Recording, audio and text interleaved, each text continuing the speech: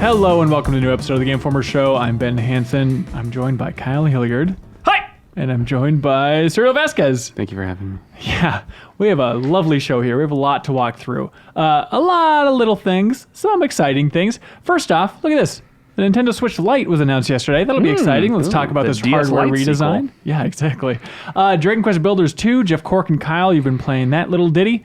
Stranger Things 3, the game. That's me too. Okay, great. And then Dr. Mario World. Yep, also me. Okay, the mobile Dr. Mario. Teppen. Does anybody on Earth know what Teppen is? I know what it is. Do you know what this is? It's a card game from Capcom. There we go. And Real-time elements. They called it Teppen. But Dan Tack will be here to talk about that. And then Streets of Rogue, a new game that's going to be launching on Friday that Leo's very excited to talk about with good reason. Great community emails. Back half of the show, we are now in that point. The point of the year when you start to realize 2019, release dates starting to get locked down. But what does my roadmap look like? What am I going to be playing when? You know, like early September, tell me what'll be on my PS4. I would like to know. We're going to tell you by running down the release calendar, but we're going to gamify it like we did last year. Turns out in around the same window, because it turns out there's not a lot of very exciting things to talk about in the summer months. We are going to bid once more on what we're going to be playing throughout 2019. And wait till you see the currency. A very scientific way of expressing, how excited we are for these games. That'll be fun. There's a bunch of little piddly games that we should cover a little bit here on the podcast. They're my favorite publisher. Yeah. Piddly Little games. piddly game. We're still going strong here, little piddlies. No, so like Soul Seraph, which was that ActRaiser spiritual successor thing that Joe was really excited about. He reviewed it, and seemed to be the sound of the no, he gave it a 5.5. The reviews on the site, not a fan. My friend Pedro, that like slow-mo action from the side perspective. Max Payne. Yeah, with the talking banana game. GV Walton gave that a 6. Review on the site. Sea of Solitude. Elise Favis reviewed this. Don't get it confused with Sinking City. Only a moron would get it confused with Sinking City. But this is also an adventure game that takes place in a half-submerged city. But this one deals more with like mental health, not like the twisted H.P. Lovecraft mental health. Like I think metaphorical, real mental health issues, stuff like that. Elise seemed to enjoy it. She gave it a 7.5. Then look at this whopper. Look at this sucker sneaking in there. Matthew Cotto did not bring it up once when I said, hey, what's a good game to talk about on the podcast? But he gave the new F1 game, F1 2019, an 8.75. He likes racing. You go fast. I read that review. Ask me anything about F1. What does the The F tires stand for? formula. Oh, big, big thing that I took away from reading that review that surprised me is there's a whole other like segment of racing called F2. F2, yeah. Oh, really? Yeah, that is included in this one, which is a big deal, I guess. The state of your tires throughout that race, apparently very important. Interesting. What if I told you that F1 2019 took place in a half-submerged city? Are you? Great. Okay. Let's see. Let's start this show off right. Unless anybody else has anything to Let's talk start about. it off. Right. Has anything been happening in the office this week? Any notable things? What's the office been like, Kyle? Fuller than usual, I guess. I feel like it's been really empty lately, but Oh, like the last 2 years? yeah, I've noticed that. I don't know, like last 2 weeks. I don't know if just a lot of people taking vacation or what, but there's Yeah. actually like people here. It feels like I don't know. It's nice. I like And having that people around. means- I don't know what that means. We've just been chatting, you know? I guess a little bit of chit-chatting. Let's see, Stranger Things talk, which I guess we'll dive into later. Yeah. Monster Hunter World Iceborne stuff is still rolling out. Yeah. That community is... They're great. There are some people that were really angry about certain parts of our discussion last week. Really? Apparently. Well, a certain someone said that, they didn't care for the older 3DS games. Who would say that? I didn't say it.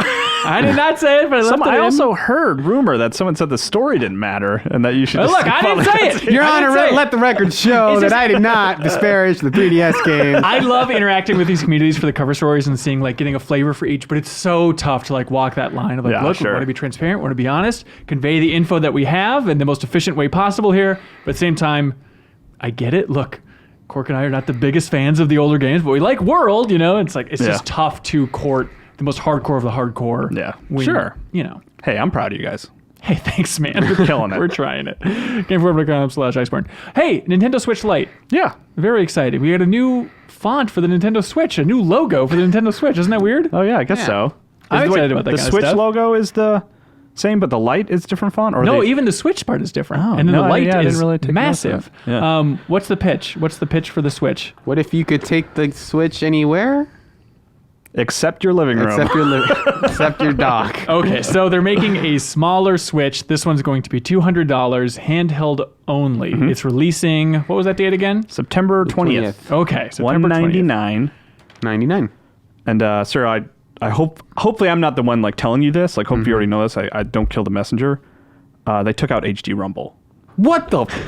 Are you kidding? No, I'm sorry. If you want to play 1-2 Switch, you have to. If I want to play my favorite Switch game, 1-2 Switch, I'm gonna have to buy extra Joy-Cons and look like an idiot while I'm holding 2 Joy-Cons, and then here's this console. I know. It is weird. So in the video that they released, which of course never Nintendo way, just blap out of nowhere. There were rumors for so long, but then just, hey, one morning, here you go. Here's a new Switch. Oh wait, should we have put this in our E3? Oh, we just forgot this one. Here you go. Exactly. Yeah. They could have taken that video and just wedged it in the middle of their direct presentation. Oh crap.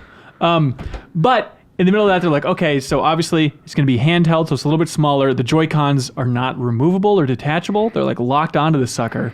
So then immediately your mind starts reeling of like, what does this mean for what games? How are certain games in control? What does this mean?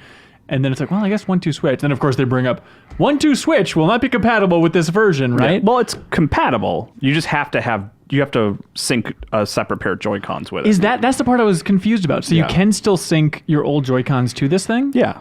Yes. I mean, because how else would you do multiplayer? Yeah, I guess so. Yeah, you're absolutely right. I mean, it's a Switch. There's It still has some features of the actual Switch. Okay, so what other games are going to be changed or affected by this? 1-2 Switch is like, sure, who cares? We're fine. I think Super Mario Party might be one that won't fully work, or it'll still play, but like there might be games that you just won't be able to. But no, I don't think that's true because you can just always have separate Joy-Cons. Maybe you just can't do 8-player local with it. Yeah. Not that it's a 4. huge maybe deal for a lot of people, but you won't be able to dock the thing, so you actually can't, there would be no way to actually like edit levels in Super Mario Maker without the touchscreen. Yeah, so that's something. That's what it's. So that's technically like a piece of functionality that game is lacking now. If you play it on that thing, it just made a whole lot new, of little things that are like, It's going to be a lot of those lingering details of like, well, this, but not that. It's splitting the base in a slightly confusing way, not disastrous. The IR sensor is gone too, which is not a lot of no amiibo support technically. No, that should still be there. Didn't they say they didn't have some amiibo I could be wrong about that, but NFC I think is still there. It's just the IR sensor on the bottom, which really, as far as I know, like Labo's the only thing that really fully takes advantage of that. No camera. Labo support. Yeah, I mean, kind of. Well, 1-2 Why Switch even buy this? 1-2 Switch could watch you eat a sandwich or whatever. So, yeah. Again, 1-2 Switch fans, we're very sorry for the one, maybe Look, 2 of you out there. It was a heavy sacrifice, but we thought this was worth it to get rid of this game. Techie details, let's run down this stuff. So it's going to be 0.61 pounds instead of 0.88. So, start lifting weights, everybody.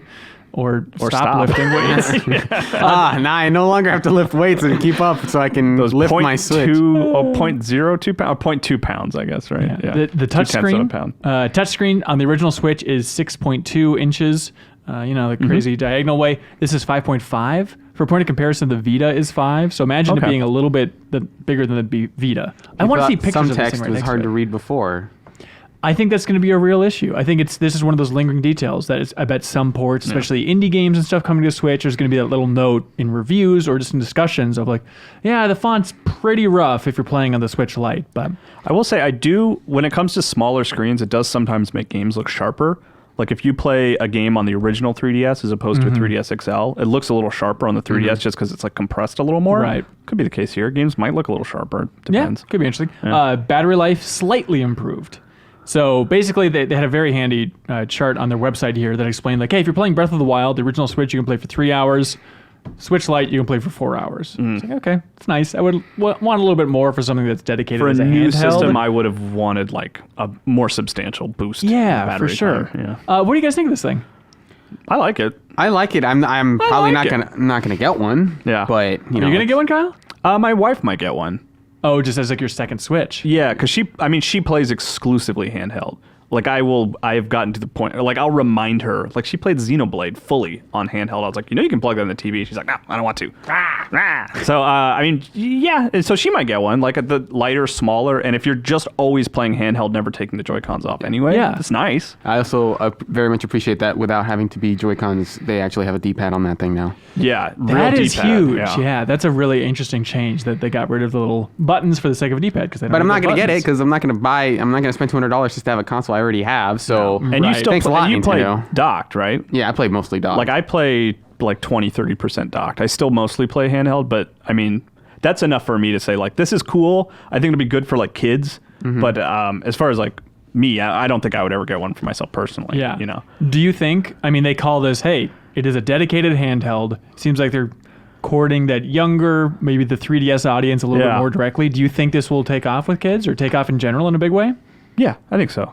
I think like the 3DS was still like selling like crazy, like way longer than we expected it to. I think just baseline the fact that it's what $50 cheaper, $100. it's $100 cheaper. Yeah. Okay, that's enough to like sell gangbusters in Christmas. Like kid wants a Switch. This one's $300. This one's $200. I'm getting the $200 one. yeah. Plus, my kid loves turquoise. Yellow Yeah, the yellow one is interesting. or black. Yeah. Oh, and they also have the Pokemon themed. Yeah, That was which I also don't- quietly kinda announced. neat. Don't really like the way that one looks. I don't like the but- way it looks Yeah. either. I kind of like it. Yeah? But it Get out. I mean, even separate from our analysis of like, hey, we might not have a use for it. I think I agree with Callum that it'll probably be a sellout. We probably won't talk about it much as like, I mean, most of us would probably be the kind of people who won't want anything that lacks functionality just because it's our jobs to evaluate games as We much got to as use we those can. functions. Right. Once you switch, how would we have reviewed that? Somehow even worse is how we would have reviewed it. Unplayable as opposed to before. But I do think that this is going to be like a really good idea for them that they're able I think to it's sell this smart. outside of people who don't talk about video games on a podcast. I still Yeah. want the better version of Switch, like a Switch 2.0. right, the The upgraded beefier one. version? Yeah, like with, I don't know, I guess. That was like, part of the leak. yeah, or like the a rumors or better, whatever. higher resolution screen, better battery life, more durable, like whatever that version would 4 be. Joy-Cons. Yeah. Four Well, why? I Joy-Cons, mean, 2 why on wouldn't top, 2 on the side? with the success of the 3DS, why wouldn't Nintendo just fully follow that model, right? So you have the Yeah. Lite version here. Although I guess they're already. This is more the DS, I guess, to go with Yeah. the DS to the DS Lite, right? Yeah. Because I guess the XL was the first 3DS. Well, DS Lite, DS Lite removed some functionality. No, DSi was the first one to remove the Game Boy Advance slot. Oh, right, Yeah, right. So, But anyways, what I'm saying is, I could see 2 years from now or next year them releasing the Switch Pro, Yeah. right? And people would probably buy that thing too, Yeah. So that's probably when they'll pack in a little more horsepower in that sucker. But they said that this is it this year. This is just going to be the Switch Lite. I replaced my Switch a few months ago, just because it was literally falling apart, like there were cracks and stuff. And this morning I was like thankful that it was what it was and not Switch Pro, because I would have felt bad. I was like, I knew I should have waited, Yeah. You know what makes me mad? Is seeing the actors in these videos where they're at a skate park or whatever, or like having a picnic out there playing with the Switch. Like, who are these actors that are under an NDA? They get to play with the new Nintendo hardware and it know. never leaks. Where are they filming this? I don't know, just green screen fully, I guess. That's the magic. It's anywhere on this planet. But isn't it There's some mostly secret like- stuff's being filmed? Isn't most of the footage just like overlaid on top of it? But it's still, there's- when it's hardware. But I mean, show- they're not quote unquote playing it. Oh, I'm sure they're not. They have the hardware in a public setting. Yes. Unless they're That's spending true. a crap ton of money to green screen out, like in real environments. Like there are actors with the new model in their hand in a basketball court. And there was in that the one trailer. shot too, where It's they're not just me. they were slowly walking by Suriel's house. Which I thought was really weird. Just like looking up at his window. God, that trailer, by the way. That's weird because I'm on the ground floor, so the fact that they're looking up would be very Well, they're weird. slithering along the ground. I should have pointed out. Yeah. This is a very weird ad. So much of that trailer was just shot after shot after shot of like the Switch Lite being used in different places, including a space station in space. Oh, of course. But yeah. there's so much of it is like I'm watching the trailer. It's like, yeah, you can do all this with the regular Switch. They're not like, I know it's a hard sell because like it's got a new color and it's less money. Like you could have sold that thing by having people say, look what I can do with my extra $100 that I'm not spending. Also, like they could have just had the guy going to play the basketball game. They didn't need here's another example of going to a park. Did you know here's the here's Switch is another portable? example. Well, It's like, look, No, I got it. You saw their E3 2019 Nintendo Direct where there's that Resident Evil 5 and 6 port, like 2-minute video where it's like, you can go in a spooky house and play the Switch. It's like, yeah, we got it. Yeah, they're just running out of ways to showcase the fact that, look, the main sell of this game is that it's portable, but, Right. you know, most of the experiences you're going to be playing the game the way you normally would anyway. How many times do we have to say the phrase on the go before you idiots understand? It's that thing that's like This one's on the go, though. to quote Jeff Cork, like, it's not my problem. But I just look at that video. I'm like, this is so expensive. Like, why are you guys spending all this money on, like, just showing people playing this thing in different places when all I want to know is, like, well, its features and the price and the date. Yeah. you know? To be I don't fair, know. those actors were very pretty. Yes. That's fair. Attractive And I do want to people, be yeah. like them, so I think I'm going to buy one. Yes, exactly. Yeah. I was hoping that it would look more different. Like when it's Yeah. first revealed, it's like, okay, it looks like, okay, there's no more seams anymore. The colors, I think the yellow's top is funky. a little bit more rounded. Okay. It looks a little more ergonomic. Yeah, I wonder wanted, if it I wanted feels the leap different, of yeah. like, you know, the first DS to the, you know, iteration. Yeah, no, of I mean, DS. because they don't have to worry about you attaching old Joy-Cons to it, they really could have gone wild. for Yeah, sure. maybe just make it a little more ergonomic as far as where you're holding Just the make Switch. it- Just make it a little Like round, a you bigger know? Game Boy Advance, like original Game Boy Advance. Or like make it Vita sized, you know, or just make a Vita. Ooh, that's a good Oh, idea. interesting idea. Yeah, get Metal Gear on there. That'd be Yeah. great. Put a touchscreen on the back? Hell yeah. That's Nintendo Switch Lite, everybody. Hope you enjoy. Surreal, do you want to leave forever but then come back a little bit later? Sure. Okay, bye, buddy. Like, Hey, Jeff Cork. Hey, how's it going? Real good. How you doing, man? Doing so good. You sure? Yeah, Okay, great. the best. How's Iceborne stuff going for you? That's all right. Got big monitor profiles up this week. Yeah. We recorded a couple commentary tracks for videos coming up soon. Yep. Was that fun? These are all things we did. Yeah, always like talking to you about games and stuff. Yeah, That's very Monster sweet. Hunter is a very fun game. Well, I was trying to reveal it. I feel like when we recorded those, both Mm-hmm. of us were like, we're tired. We're grumpy. But it's nice to be like, you know what? We're recording a video. Yeah. We can get in a positive mood for a 10-minute We window can be here. fake. No, I'm just kidding. It's all fun. Dragon Quest Builders 2. Yep. You've been playing a heap and helping. That game is very long. Longer than the first one? Yeah, probably. I mean, do you have any idea what we're I talking could about here? Play them side by side. It is. Well, how long do you think it took you to get past the first section? Because it's split into like discrete Oh. chapters. that first chapter is big. Like, it almost feels like when you finish that first chapter, you beat the game. It really does. And then it's like, oh, wait, no. You still have a lot left. Oh it's my less God. than 1/3. Yeah. Like, substantially But I would less. guess like 25, 30 hours for that first section. Yeah. Maybe. Yeah. Okay. Is this game coming out on everything on Friday? Not Switch? PS4 and Switch. PS4 and Switch. Okay, great. Do you know if it's coming to PC, Steam, or anything? I don't know. Okay, so if you don't remember, Dragon Quest Builders is Dragon Quest meets Minecraft. The first game came out a couple years ago. It was just a delight. I don't mean this in a condescending way. How much of this conversation can we just pull from the first conversation we had about Dragon Quest Builders? Is it just more of that, but it's a fun formula? No. I think that there's a lot of stuff in that was not in the first one. Okay. It is like a definite improvement, I think, in almost every aspect. Name the ways. Nah, it's fine.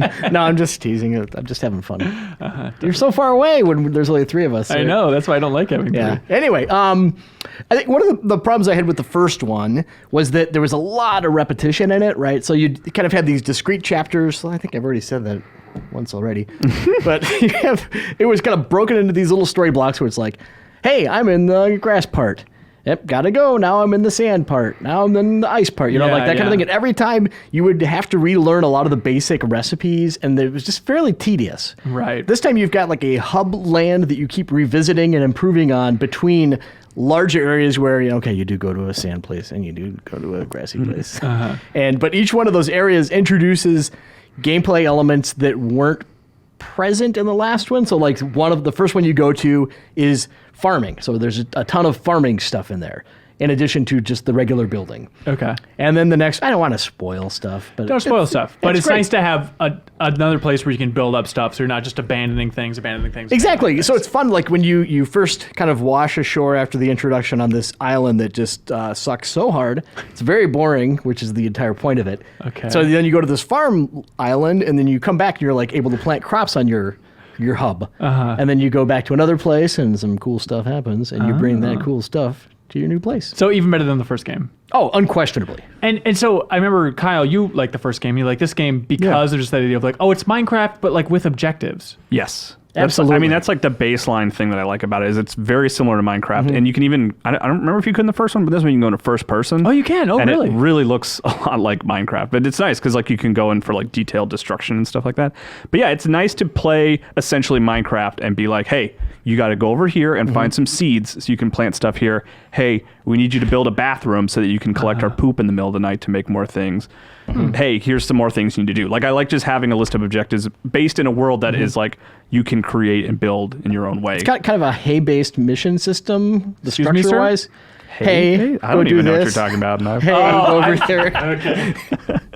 Yeah, well, Kyle's a Zelda fan. He needs that in his games. And I mean, I'm- yeah, honestly. I have to say, like, I'm a person, my exposure to Dragon Quest as a franchise has been very limited to, like, the Dragon Quest Warriors, I think. Oh, that okay. one. And then I played, like, Dragon Quest Builders, the first one. I reviewed that for us. But you've and- never played a mainline Dragon Quest game? Of course not. I've Are actually you stupid? Have I'm you seen the- that stuff? Give me a break. I'm in the same boat because I reviewed both of the Dynasty Warriors style Dragon Quest games, Yeah. and then I've played a bunch of Builders. So- Yeah. You guys should play 11 when it comes out on Switch this year. It's so good. It's sounds like so a lot much of fun. work. No, thank you. voice acting. That sounds awful. So you don't have a score for No, this it's review super, yet? super fun, though. Okay. And but again, it is really long, and I think that's one of the biggest criticisms I have is like I was excited because Kyle was playing it also with the intent that we were going to play co-op together. Yeah. We get along so well. Well, it's funny because like you got the code for review, you got to sign the review, and then we put out a call, and the staff's like, "Hey, who's available to play Builders with to help Cork?" And I was like, "Well, I just finished up all the Star Wars coverage. Yeah. Raise my hand, absolutely." And then You don't get to access co-op until like you've cleared that first something like mile 30, 35 hours maybe, That's a real problem. which is like Hey. not what I realized I was signing It's up great for. because by the time that other person joins you, they will have a breadth of experience and they will know lots of stuff about how the game works. But I would rather than be like, what button makes you jump? And I can say, it's this. yeah, That's outrageous. it's crazy. Over 30 hours and you can get Approximately. There's no timer, so it's hard Yeah. to say for sure. But I played a lot of Dragon Quest to get to a point Alright. where it was like I could unlock the portal. I And know even like dozens and dozens of hours, I was getting new tools that were super cool. That I'm like, oh man, this is great. It's like there's a long stick with a whole lot of carrots. Yeah. But you kind of wish that, I guess it would be overwhelming in some ways. I don't want to get too into it right now because I haven't completely formulated my thoughts, but it does seem like, boy, It would be it's nice really if they long. compressed the That tutorials a little sucks bit. Yeah. So bad. Just the co-op thing alone, that is unforgivably stupid. Yeah. I hope nobody buys it like Black Friday sale. Somebody will. Because you look on the back of the box, it's like, hey, a bunch of people can play this together. That Yeah. sounds fun. Let's do that. Absolutely, people will do that. They're used to Minecraft, one of the biggest games in the world. Yeah, it's weird. Oh my god, that's But frustrating. you want a couple other positive things I like about it. You have an AI partner that follows you around the whole time, and he will help you break stuff down. So if you start chopping trees, Yes. he'll start chopping trees for you. Interesting. Another right before you unlock co-op, so it takes a long time to get to it. You unlock a Breath of the Wild style parasail, like a hang Oh, glider, really? so you Oh, can that's jump from really awesome. high heights and fly around, and that's super great. Yeah. There's a dog that you can pet who follows you around. Oh, cute. Everyone's gonna love that. And not to spoil anything, Cork, but how does the game end? You're actually the bad guy. No, you told me something funny. We were making jokes the other day. That was a joke, by the way. This black screen, a huge sigh from the player, and then it says, Finn. And the title card changes to Dragon Quest Built. Is it really? No, I don't know. I haven't Damn beat it. it. That would have been very interesting. You done did it, It's a kid. Dragon Quest thing, baby. Hey guys, it's Leo in the booth. Hi, Leo in the I booth. just want to say, confirmed it's not coming to PC. Oh, thank you. gonna Thank be you. Switch. Yeah, that's a bummer. We played PS4. I'm curious to see how the Switch version does. It ran well on PS4. And Yeah. it's good. Yeah, Yeah, Dungeon it's a Run great on looking Switch. game. There we go. Dragon Quest Builders 2 review should be on the site. If it's not up there already, then on Friday when the game's out, we'll have video up as well. So check it Yeah, out we on got some fun GameInformer.com. video plans for it. Yeah, you want to explain what it is? Yeah. Yeah, I we're- think Cork and I are going to compete to see who can build the best restaurant. Yes. We've left the theme very broad. Yeah. Restaurant. Yeah. Yeah. Okay. You got a better idea? Yeah. Mr. Okay. I wanted you to do like Midgar or I think like Night There's a- City from Cyberpunk would There's be a fun. lot you could do with the restaurant. This one eats also, scabs. like, to build a city is like, that's another 60 hours of gameplay. Let's use some Yeah, rock and roll. he's only after the mere 30 hours. He only has bricks. That's the only block he has. Oh Christ! All right, Cork. Yeah. Oh no, you're sticking around. Yeah, Stranger thanks. Things 3. Oh, yeah. So there's a video game from Bonus XP, is that the name of the team? believe so. I believe so. It's some former Ensemble people. We talked to them a while ago on this podcast talking about Age of Empires 1 and the development of that game. But so they're making their second Stranger Things game. Because They they made made. the mobile one as well. Yes, yeah, Okay. which eventually was ported around, I believe, a little bit. But this Okay. is called Stranger Things 3. Yeah, because that's what the season is called. They Right. don't call it season 2. It's Stranger Things 1, 2, and 3. And if I you, guess. by chance are interviewing them at GDC a couple months ago, you shouldn't have your opening question be, so the third Stranger Things game, how's it going? And they said, this is our second Stranger Things game. It's like, well, how am I supposed to? It's called Stranger Things 3. Okay, but how is And this then you game? stormed out and shaking your head. It's okay. It's like it's weird because it's been a while since I played like a game adapted from like a movie or a series. Like it's funny to play this game because it really is just beat by beat the story of season 3 of Stranger Interesting. Things, which is kind of cool and nostalgic. Hang on, no spoilers for season Yeah, 3, no, right? no Okay. spoilers. But like it's kind of nostalgic because like I haven't played a game like that in a while. Like go see a movie and then go home and play like the game based on the movie, and it follows that. Like I haven't done that in a while, and it's also like they really lean in, which makes sense for Stranger Things because it's so much based in the 80s. Like that's such a big part of its identity that like the game feels like very much like an old like pixelated like Super Nintendo game. Yeah. In kind of a fun way. But then like when you get really like down into it and like playing it, it's just a lot of like walking around and like going through fetch quests, and the combat's not very engaging. It's just like tapping buttons, but like it's cool to kind of walk around Hawkins and go to the pool, which was like a big part of this third season of season 3, and like to add Hopper to your team, and he punches really hard. Hang on, yeah, I have a Cynical Jeff has question. raised his hand, yes? Is it cool to go to the pool? Like, is it Yeah. like you go there and you're just like, hey, it's that place for that show? And I mean, then- I think that's kind of cool. Like if it's an adaptation of like a property, Yeah. the ability to just walk around in the place where that story took place, I'm is, into it. is fun. Is it as fun though as being able to go inside of like Tom's rhinoplasty? I don't think so. Right. Or going You in. know, like a South Park game? Yeah. Exactly. Okay. Yeah. I mean, that's well, cool. I don't you know. I I think like that's that. always a thrill. Like, we just did that Toy Story replay not too long ago, right? It's like Yeah. being able to explore Andy's bedroom. It's a thrill in a video Can game. you climb down the ladder in the swimming pool? No, you can't go into the pool at all. You can just walk around it. You can walk around it. Yeah, but Will's mom is there. She's hanging out, and you can go talk to her. Yeah. I think it's notable that, Netflix seems to be inching closer and closer to the game space. They had that riveting press conference at E3 this year that everyone was talking about. No, but obviously they have that Dark Crystal Tactics game coming up. At Which I some keep point trying to later this convince year. Dan he's really excited for, but he just doesn't want to listen to me. You know what game from E3? We'll get back to Stranger Things in a minute. What game from E3 I've not heard a single human being mention since the press conferences? That Contra game? No. The other game that no one has talked about. It's that, what the hell was it called? The Final Fantasy Tactics mobile game. It looked like a spiritual successor to Final Fantasy Tactics. Oh, yeah. And it was set in that mobile Final Fantasy universe. It was like, hey, Tactics fans, you should be happy about this, right? Is this a thing you want? And I guess I haven't heard a single person mention it. Yeah, they're too busy being excited about Dark Crystal. I think that might be it, yeah. Or whatever game Dan Tech was really in love with earlier this year that was also Dark in a Crystal. much- Oh, that's right. Okay, but Stranger Things 3, worth playing, worth buying? I don't know. It's tough to say. Like, if you're like, let's say not really. I mean, it's just like a licensed game that it's an adaptation of the show. It's almost like replaying. It's almost like playing through watching season 3. Yeah, and how does season 3 overall compare if you had to rank the seasons of Stranger if I had to Things? rank the seasons, I'd say 1 is my favorite, then 3, then 2. Okay. So I liked 3. Yeah? I liked it more than the last season. Is that a good show, Kirk? Cork doesn't like it.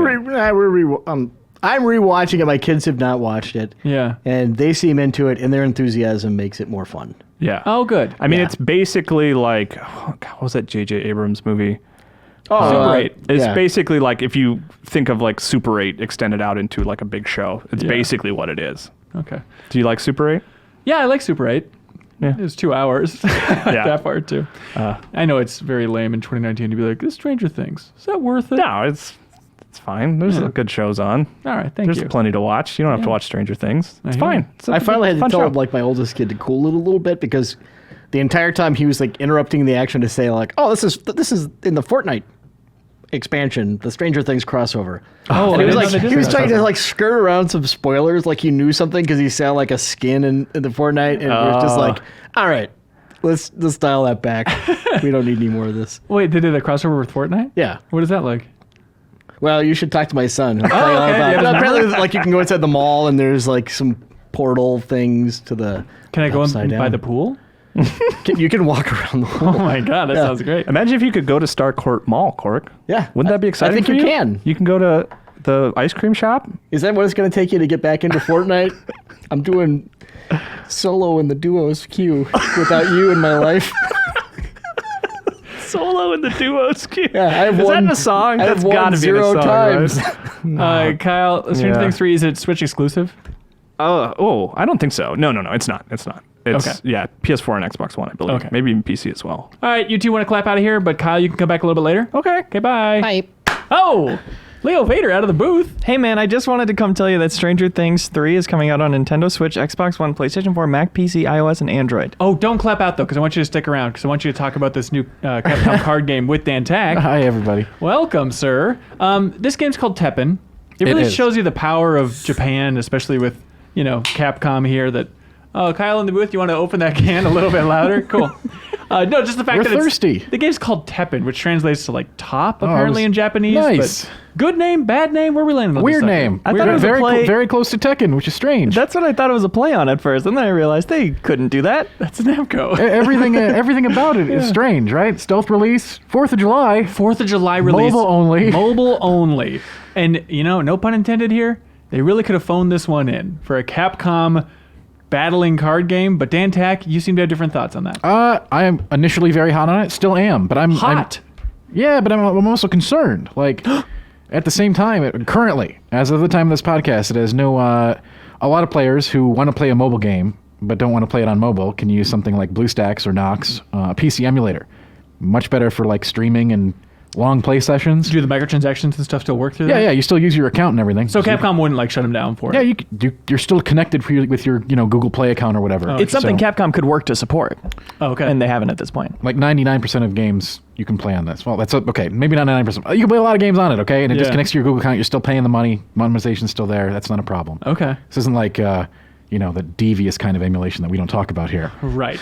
But you want it blown out in a bigger way. You're saying like it's stupid that Capcom, since it's a solid game, they aren't releasing it I'm on not saying Steam, stupid, getting but it yeah, out there. Yeah, I'm surprised to not have it there. A lot of other really great mobile games have transitioned to Steam, like Yu-Gi-Oh! Duel Links, for example. That took like a long time, but it's this game is good enough to be on a platform that's not mobile, to put it mildly. Yeah. What do you like about it? So I really like the real-time card game aspect, obviously. Simultaneous turns. There's play and counterplay. Very interesting stuff. I love all the Capcom IPs, obviously. It's fun, but it's not just like you said, they could have phoned it in and just been like, well, it's Resident Evil. Throw some zombies at it and we'll be done. Go, monetize this puppy for mobile, put some loot Yeah. chests in there. There's no loot timers, no stand bars, none of that junk.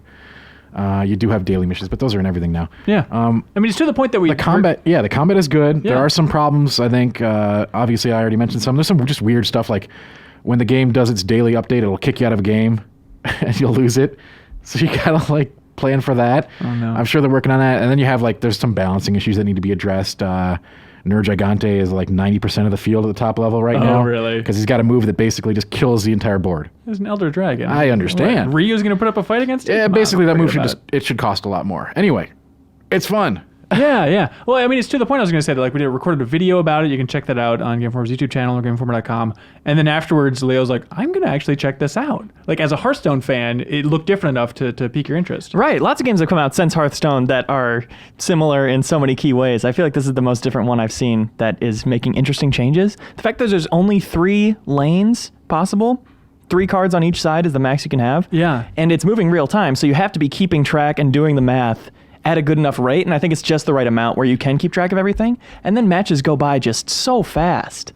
Like, Yeah, there's a 5-minute clock on a game. Now the clock stops when actions get played, but but I've never even seen it go the full 5 minutes. They don't. And Yeah. the whole you could say the real time is just like a thing and it's just simultaneous turns, but no, it's you timing your drop is very important. Like if you don't want your opponent to be able to react to you playing a creature in front of their creature's like attack window, Yeah. you can time things perfectly. And that makes it more fun to interesting. tweak decks when you have just immediate memory of like, okay, I got that card and I hated it. Let me go swap that out. With Hearthstone, it can be like 20 minutes since that happened. And you completely forget you ever meant to make that change. Yeah. It's silly. Like, in that video that we recorded, it's like, oh, it's kind of fun seeing like the Capcom characters fight each other. It's like, oh, wait, they've done that so many times. Like, this shouldn't be a thrill anymore. But yeah. I think why it pops is just the fact that, like, oh, they actually put story beats into this card game. And then on top of that, I think, I know people didn't like the art for Marvel vs. Capcom Infinite, stuff like that. I feel like even Street Fighter V out of the gate, people weren't happy with. But I feel like the art in this game is really cool. It is, and the animations are great. The cinematics, it's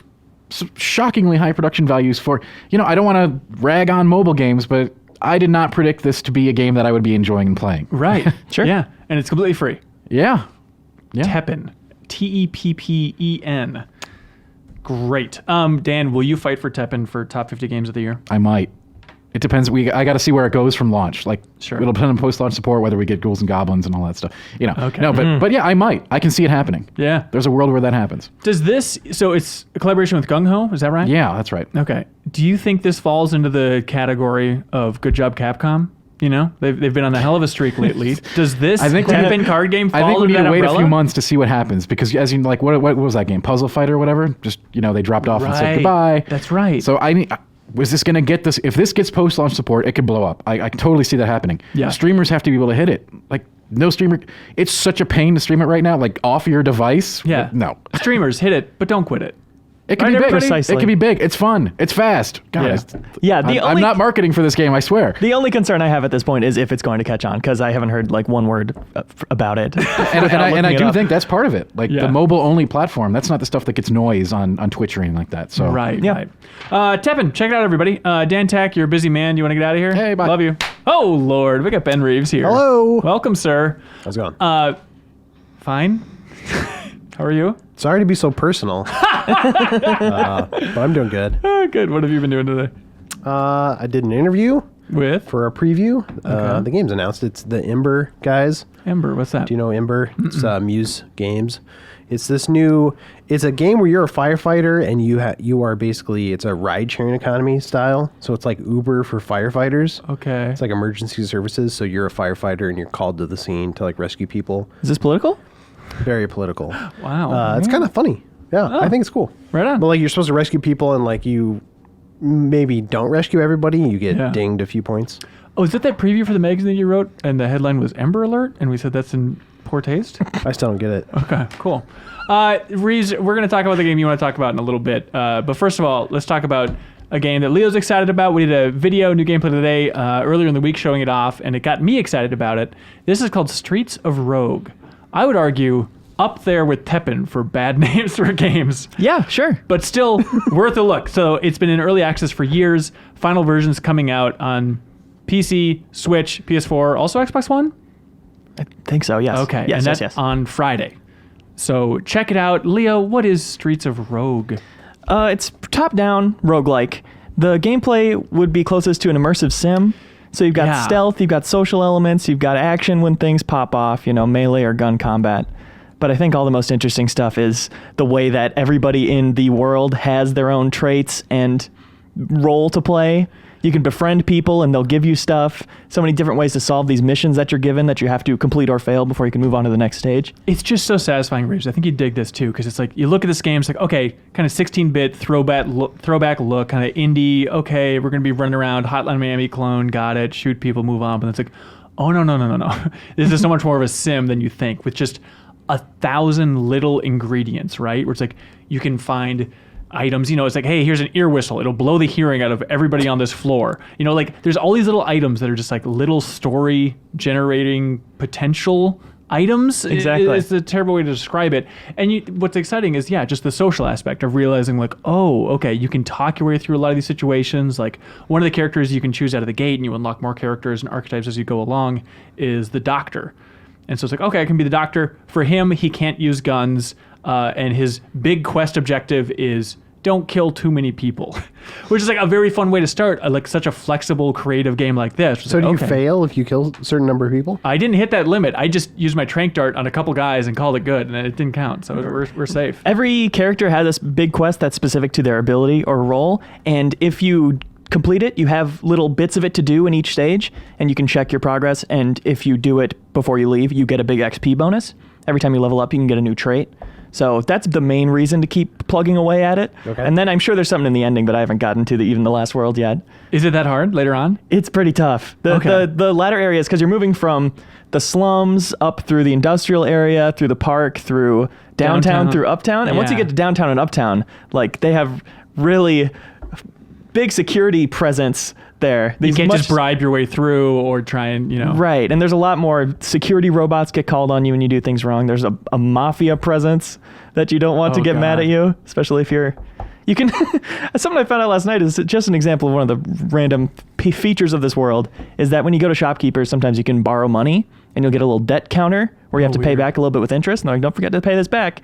And I was the investment banker.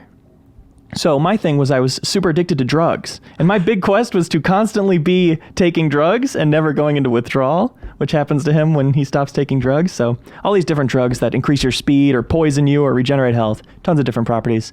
But I was borrowing money from everybody to buy drugs from drug dealers. And then eventually I got to the second world and suddenly just a squad of assassins rushed at me and took my head off. You got so much money? Yeah. That's amazing. Like, it is so detailed and systems driven. It's to the point of, like, playing on PC at least, you can hit, I think it's spacebar, and it'll show you, like, little UI prompts of what you need to know, but it's to the point of you can see who's in control of each house that you're going by, which is such a weird little detail. It's like, okay, this is the master of this domain. If you want to, have sway with anybody, go for them, right? It's just a ton of those tiny things. But it seems like ideally it's made for people who love creative, flexible, simmy games. Like, it feels very much, this is an old cut now, but the Idle Thumbs podcast would have absolutely devoured this game, right? Mm-hmm. But it seems like it's made for people who really like character builds and just creating different character builds and leveling up in their own interesting way and just coming up with, what's a crazy character combination you can think of, Leo? From co-op or just a combination of a character and traits? Just one character. Something I was doing last night was I was the comedian. So you can tell a joke and people have a random chance of liking it or disliking it. Sometimes they'll like it so much they'll follow you around. Reeves, like your wife. Hey. So I was doing a build where every time I got a new trait, I would pick the one that was most about followers. So I ended up being able to have more followers with me, and they had more health. Oh my God. And people started a little more loyal to me when I met them. Uh-huh. And so it was fun to just, like, every time I got into a new stage, I would run around telling jokes, get a squad going, and then have them like, hey, you guys attack this objective for me. Do you remember any of the good jokes that made people want to hang out? The only thing that the comedian ever says is derpa derpa derp derp. Okay. And then people say good joke or bad delivery? Joke. It must be, yeah. Okay. There's no voice acting, so it's theater of the mind. What do you think about the sense of humor in this game? Because as you can tell from there, a derpa derpa, joke in there. It's like some of the jokes look, okay, it's fine. It's never obnoxious enough, but I don't think everything's hidden in the text of the game. Right. It doesn't ever get in the way. It doesn't take your attention to go look at this funny writing we did. Right. It's just more just flavor. Yeah, it's the type of game where you can talk about it with friends, and I feel like, probably Reeves, as you're listening to this, it's like, what is this game like? Like, your imagination starts just, reeling, trying to think of how does this actually work. So if your buddy dies, can you resurrect him? Yes. With money or health. Right. And so co-op is super, super fun. That's it, jokes. yeah. Yeah, it's a lot more chaotic because you have all your friends you're trying to keep from going loud and getting everybody mad at them, because then they'll get shot up and some bullets will hit you on accident, and then you're in a fight with this security robot. Things get hectic, but it's really fun to try different combinations. Me and my friends are all playing as gorillas last night, and we made it actually really far. Just this rampaging squad of gorillas killing absolutely everybody. Wow. Okay. This sounds neat. Yeah, it is. It is a very neat thing, especially on Switch. So, like, even though I have it on PC at this point, it's like, I think I kind of want this thing on my Switch. Just if it runs well. We haven't seen it on Switch yet. Yeah. Right. It seems like the Switch should be able to handle this. Does sucker. it make sense why it's called Streets of Rogue? It's roguelike, but it's in its city streets. Yeah, it really, don't think of it like a Streets of Rage. That's all I game. could picture until I know. you started That's the describing problem it. with Yeah. the name of this game. Yeah, it's a real issue. I always play games like this, and it's like, could this game have existed on the PlayStation 1? Maybe it's too much like memory to hold in a Super Nintendo, but it's like, would this be one of the great franchises of all time if a game with this much creative flexibility and just how it never says no to the player for what they want to do, could that have run on a PlayStation 1? That's interesting. I wouldn't think so, because there are examples like with Shadow of Mordor, how it was on PS3 and PS4, those generations, and PS3 just didn't get the Nemesis system at all. Right. Like that's a lot of computing to do behind the scenes, probably more than we think. Well, Nemesis system versus Streets of Rogue. I mean, Well, it's generating characters with traits yeah, I guess and keeping so. track of them. I don't know. I would love to talk to somebody smart and figure out if they could run it. So I'm not smarter. No, just somebody smarter than anybody at this table, I guess is what I'm saying. Okay. Derp derp derp. Wait a minute.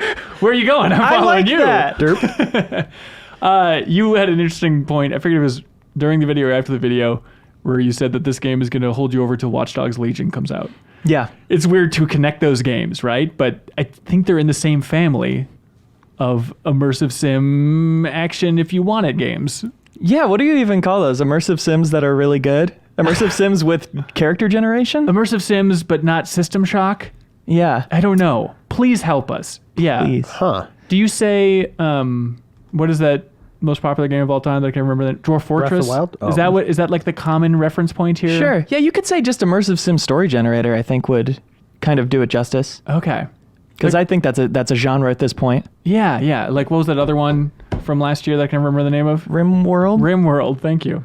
And the final version, it doesn't seem like there's going to be too many drastic changes. At least in like the dev blog that I saw, it's like, oh, we'll add more mutators to change different things. We'll add achievements and stuff like that. But if you want to buy it now, and it's not out till Friday, have at it. If you're getting it on PC, it's $15 now. It'll go to $20 when it comes out for real. So if you're going to buy it. There we go. Jump on it. Is this a game that would be fun by yourself, or is it Yes, I played a lot by myself. like I'm bad at telling jokes and people aren't following me? So Honestly, co-op can be limiting sometimes if you're trying to be super quiet and charismatic, but your friends aren't so into that or aren't as good as... I haven't spent as much time with the game as you. There's a lot to learn. Right. Like, that's totally fair. But there are runs that you only want to do single player for sure. Gotcha. interesting. Streets of Rogue. Keep your eye on it, everybody. Let's see. Almost one guy basically made it all. Yeah, and it's published by Tiny Build. They did Graveyard Keeper and stuff like that not too long ago. And awesome music. Really good music. Oh, there we go. Leo, I love you. You're welcome to leave the mic on whenever you want in the booth, but do you want to clap out? Okay, love you too. Kyle, you're back. I'm back. This is a confusing episode, especially if you're new to the podcast. By the way, welcome. Thanks for watching. Thanks for listening. watching. All right, Dr. Mario World. DMW. This is exciting. So Dr. Mario, the first mobile version of it, everybody knows Dr. Mario. You're insane if you don't know and kind of like Dr. Mario. Ben Reeves, you're a big Dr. Mario fan. I mean, forget Tetris. It's all about Dr. Mario. That's Come on, what it you're is. joking, Well, right? honestly, though, like everybody fell in love with the Tetris on the Game Boy. Yeah. The game I played the most on Game Boy was Dr. Mario. You liked it more than Tetris. Well, I don't think I ever had Tetris on the Game Boy. So All right. there's that, but like I do really like Dr. Mario, and I think I'd probably go back to it more now than Tetris. Okay. The basics of Dr. Mario, I'm talking about like first games I ever played kind of situation. Like I understood Dr. Mario quicker than I understood Tetris.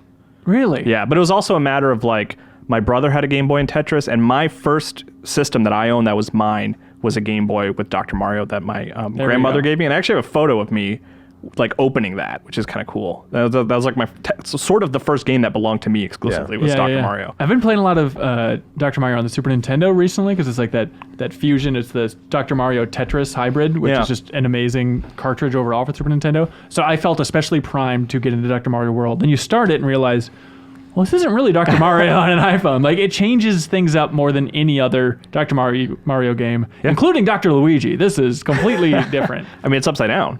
Like It's upside down. It was funny when I first started, the viruses were at the top of the screen. And I was like, man, they're really starting you out hard. Like, this is going to be tough. Yeah. And then the game started and the arrows go up and it's very good at telling you exactly where everything is going and how it works. And I was like, oh, weird. Oh, it's upside down. This is strange. you know? Yeah. What's the purpose of that? You think it's just because like, oh, you're playing with your thumb and your thumb will be at the bottom of the screen? Yeah, because you drag from the bottom and go up. I guess that's a more comfortable position. Yeah. How do you think it controls? Because I play a lot of Tetris on my phone. I think it controls actually surprisingly well. Yeah. Dr. Mario, it struck me as a little bit odd. Like, you're sliding the pills up, you just can't slide them back down. You can tap on them to rotate them, but just the amount of like freedom you have to move pieces and even fragments of pills as they're falling after the fact. Like, I'm not used to it yet. I don't think it feels great. How far are you, by the way? What level are you on? Honestly, I stopped at like 21. Okay, because when you hit like 40, it even teaches you that you can take the pills over barriers. Like you don't have to. I've done that you don't have to accidentally like a few snake times. through Oh, things. what? Yeah. Oh, okay. So it's like way more open than you think. And you can have multiple pills on the screen at the same time, which I just figured out. Yeah. And I'm like, that's crazy. Like, it's very freeing in a way, but it's like not very puzzly. Like that element of it, you're like feels like cheating.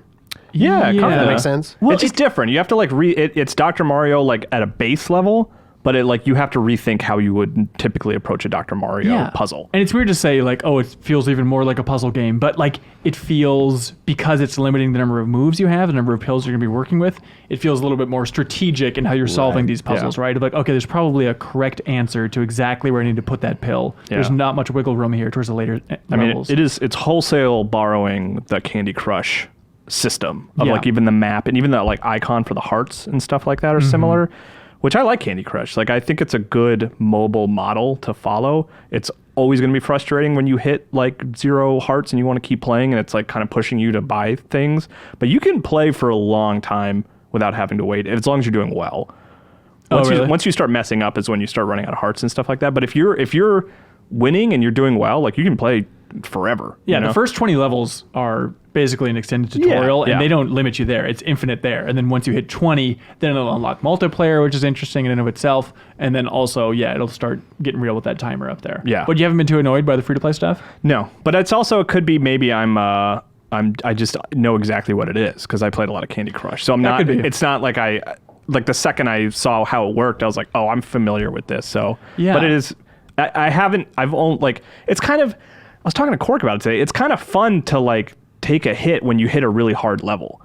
Like it's like it slows you down to a certain degree and it actually adds some like danger to those lives. Cause like, well, if I don't beat this now, I have to wait like 30 minutes to play. I'm a little bit frustrated, just like, all right, I like the core gameplay of Dr. Mario, obviously. And then it's like, okay, we're adding shells to the world where if you know, use your pills, get rid of the shell, it'll shoot across horizontally. It's, okay, cool. All right, and then we're adding potions. And then abilities for each doctor. And here's a hammer to destroy a block. Like, they keep just throwing these items at you. And I know in my mind, it's like, you just want me to buy these items. So I don't even want to go down that road. I don't want to use any of them because I don't want to get hooked on these suckers. Yeah, I haven't that's a good used point. any. You at haven't all. Really? used any? I actively I'd rather just die than use any of that stuff. Oh, wow. Forever. Your wife has played a lot. Not to throw her out here. I don't know why. But Yeah, she's further than me. She's has like she level said 50 anything? or something. Yeah. Has she talked? No, she's just been playing Dr. Mario. I haven't spoken a word to her since she downloaded it. Really? No, what do you mean by has she said anything? Has she said anything about using those items? No, she doesn't either. Like Okay. she's kind of the same as me, where she's just she's better at it though. So that's why she's so much further than me. Is because she hasn't been dying at all. Reeves, you digging this thing? I like it so far. I'm definitely not as far as Kyle is. I'm actually closer to where you are, Hanson. But I think I'll keep playing at least for a little while. Yeah. Like it seems like a good just chill, especially like when you're traveling, like on the plane. It's a good fever game, too. podcast game. Yeah. By the way, that good Ooh. music is only on a couple of bonus levels. Oh, really? I wish you could. I almost wish you could hear that good music. Like for the music's good throughout. Yeah. But like on the bonus levels, it's that really good Dr. Mario song. Also, it changes the lore pretty dramatically. We have a Dr. Bowser, we got a Dr. Peach, dogs and cats sleeping You're- together. I heard he wasn't a doctor anymore too. That's the other thing. Bowser or Mario? This is malpractice. Mario, he's not a doctor. They officially said. Wait, what are you talking about? They officially said there was an interview or somebody's asked him, was like, is he still a doctor? Does he have his license that was still? our interview. That was Might our have even been us. Yeah. We asked it was them. us, At Reeves. one point, we asked them, and they said no. Yeah, he has a He doctorate doesn't in have his like doctorate anymore. in psychology, or that actually. Damn it! I was trying to come up with like a better doctorate that wouldn't be related to medicine. And I said psychology.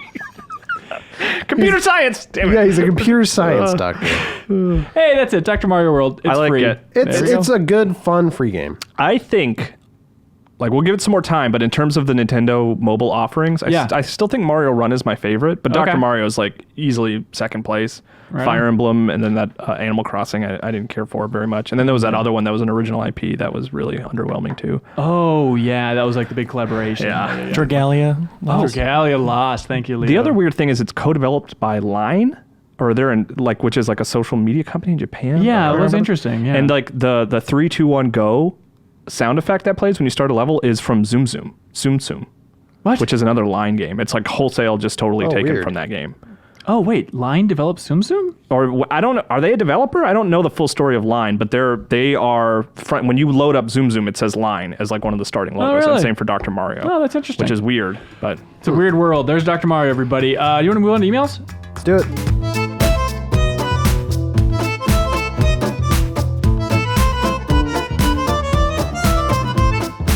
And welcome back to the Game Informer Show. We have Cyril Vasquez. Hello. We have Kyle Hilliard. can't wait to play Link's Awakening later this year. And we have Ben Reeves. Hello.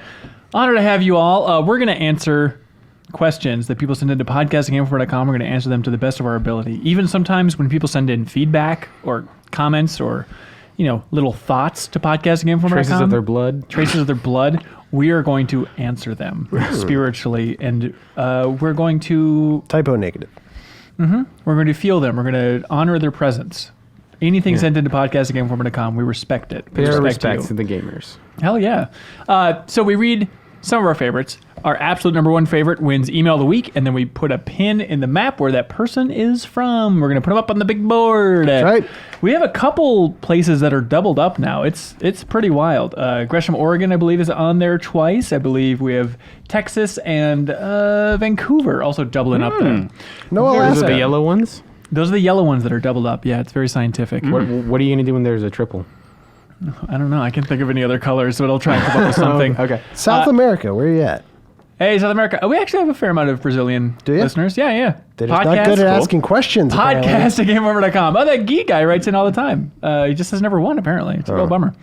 Okay, here we go. Justin S. from Alexandria, Minnesota says, hello. Back in April, Andy wrote an article about the GameInformer.com roadmap.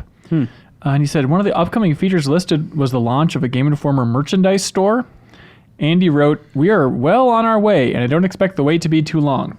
Flash forward 3 months, and I haven't seen any new information on the merchandise store. Can you provide an update on the store launch for GameInformer.com?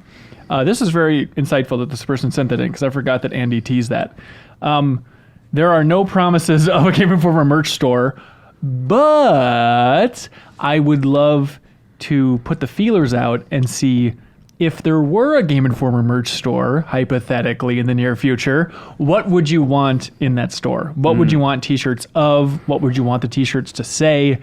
It's a weird thing to start thinking about, because it's like, oh, what do you do? Like, Yeah. do we create cheeky stuff, or do we create our own little memes, or do you just go for like nice, clean designs that are themed after shows? Let us know what you would want from a Game Informer t-shirt. How much do you want us when to you pay gang charge you for that stuff? Exactly. Was that surreal? That face when you pay $20 to us for a meme. Yeah, it's tricky. But yeah, leave a comment below, or send a tweet. Podcast at GameInformer.com. Email if you want. Let us know what you want from Game Informer merchandise, specifically t-shirts. Specifically, the text on t-shirts is the tricky part. Justin Tolbert writes in and says, hello, Game Informer crew. I've been thinking recently about the announcements of dramatically reduced load times for the next-gen consoles, and how I haven't really heard anyone in the industry mention exactly what they think it'll do for games. The first thing that came to mind was something along the lines of Star Wars Battlefront 3 and the ability to seamlessly transition from ground battles to space battles, then to capital ship interiors and glorious 4K goodness. Maybe. How do you think the reduced load times will change some of your favorite game series in the coming years? The big thing, Play them faster? yeah. I mean, the big thing I'm excited about specifically for that is just like instant fast travel. You know what I mean? Like, I think that's the big thing. yeah, Right? like Breath of the Wild isn't a game that would apply to this because it's Switch, and I don't think it's like coming to any other. Nintendo's next generation is far off. But like the idea of being able to fast travel in Breath of the Wild instantly is really exciting and enticing. Yeah. It is weird that the tech demo for PS5 they're showing is, hey, it's Spider-Man, but that fast travels faster. And it's that weird thing of, yeah, but are the assets for the PlayStation 5 game and all that stuff going to... Like, is it just so fast because it's a PS4 game running? Like, if you Right. ran a PS3 game on a PS4, I bet it'd go super effing fast as well. Yeah. But then the technical demands of loading all those assets for the The next gen assets are thing getting is gonna bigger, slow it too. down. I don't right? know that it would be as fast, maybe, because I think the main one of the big differences is that they're using an SSD in this one, right, in PS5 versus a hard drive, which I think that was Right. the biggest Right. shift. Because you can do that in PC games now, where they load way more quickly. So Yeah. I think a lot of it would just be like checking your phone way less often. I think of like GTA 5, where it did the zoom out, and then it would zoom back in on the other character.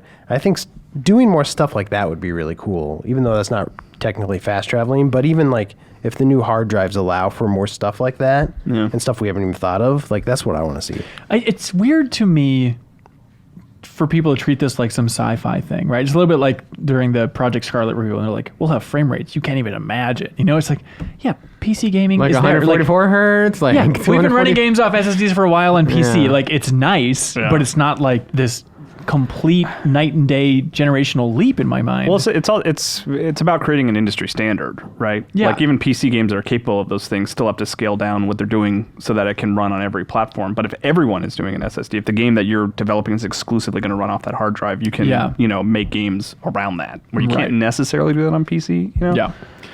Steve from Cleveland, Ohio says, hey, the thrill of the unknown is causing people's imaginations to run away a bit in regard to Microsoft's new studios. Based on how long it takes for studios to evolve, acquire talent, or find their craft, can they realistically compete with what Sony already has lined up for the PlayStation 5? We know that Spider-Man 2, God of War 2, Horizon 2 are all coming in some form, realistically. Ratchet and Clank and Astrobot will probably return. Interesting theory. Getting into more hypothetical territory, you start talking about Bloodborne 2, new IP from Naughty Dog, Team Eco, etc. Well, Team Eco doesn't really exist, but okay, I'll stop critiquing this email. Yeah, they get the. It seems like people have been writing Sony off recently, chasing the excitement of what could be and is ignoring what will be. Are people blindly chasing the unknown, or are Sony sequels not particularly exciting, or both, or neither? Define gang charge. All right, this is all over the place. But basically, can Microsoft catch up in next gen? I think they're in a good position at this point. They announced those studios like a year ago, and it'll be at least some of them, and it'll be at least a year for the new console. So that's like at least 2 years of development. But the idea of building up a whole new studio and building up a whole new IP, in my mind, like that could be 6 years realistically if they're going to be swinging big with some of these. Like I think of that. Their Santa Monica studio, Microsoft Santa Monica studio, which like they hired Daryl Gallagher, who we met on that Rise of the Tomb Raider cover story trip and whatnot, but like building that up and trying to make that this prestige first party game, like that is a long haul. Yeah, I mean, it just takes one good game, even if it takes a while to wait for it to sort of have your sort of enthusiasm reignited. So you think, but don't they need that out of the gate? That's the tricky thing, right? And they'll have They don't need them all right out of the gate. Yeah, if they have at They least just need one like or one, two. Yeah, you they know, need a to really strong really idea. get the ball rolling. So Yeah. I think they could. It's going to be tough for them, but I think they could. Right. Yeah, I think it'll take longer. I don't think it'll happen in like, let's say the first year or so of the Xbox. I think Sony has such a lead on that department. I'm guessing they're holding off all of their, like Horizon 2 will probably be PS5 titles. I would think it's launch, So I think it's going to take a while, but I don't know if it's going to be is that going to be the difference maker in the terms of generation? Like by the time they catch up, are they going to be already be behind again? Or is it going to be a thing where they swap basically positions like they have been for the last few generations? You mentioned like what Spider-Man and God of War, and those guys are just now starting on whatever their next thing is too. So it's not like they're way ahead. Right? I mean, Yeah, they're They're further ahead along in the than a sense new that studio. they're in the sense that they have the franchise. Yeah. Yes. They have that. But even just, a new studio, you look at a recent Microsoft example with the Coalition, where building up that new studio took a lot of time. They canceled that project. Remember that one they showed that one time where it was like spies on the walls outside or whatever, that skyscraper. So canceling that one. Then they did the remaster to kind of get their feet under them. Then they made Gears 4, right? And that was solid enough. And now with Gears 5, like, now we're really up and running. Now we're on our feet. But it's like, yeah, it's been a long time, Coalition. Right. And now you're feeling confident enough to be like, now we're really going to nail it. I'm just saying it takes iteration. It takes a lot of work.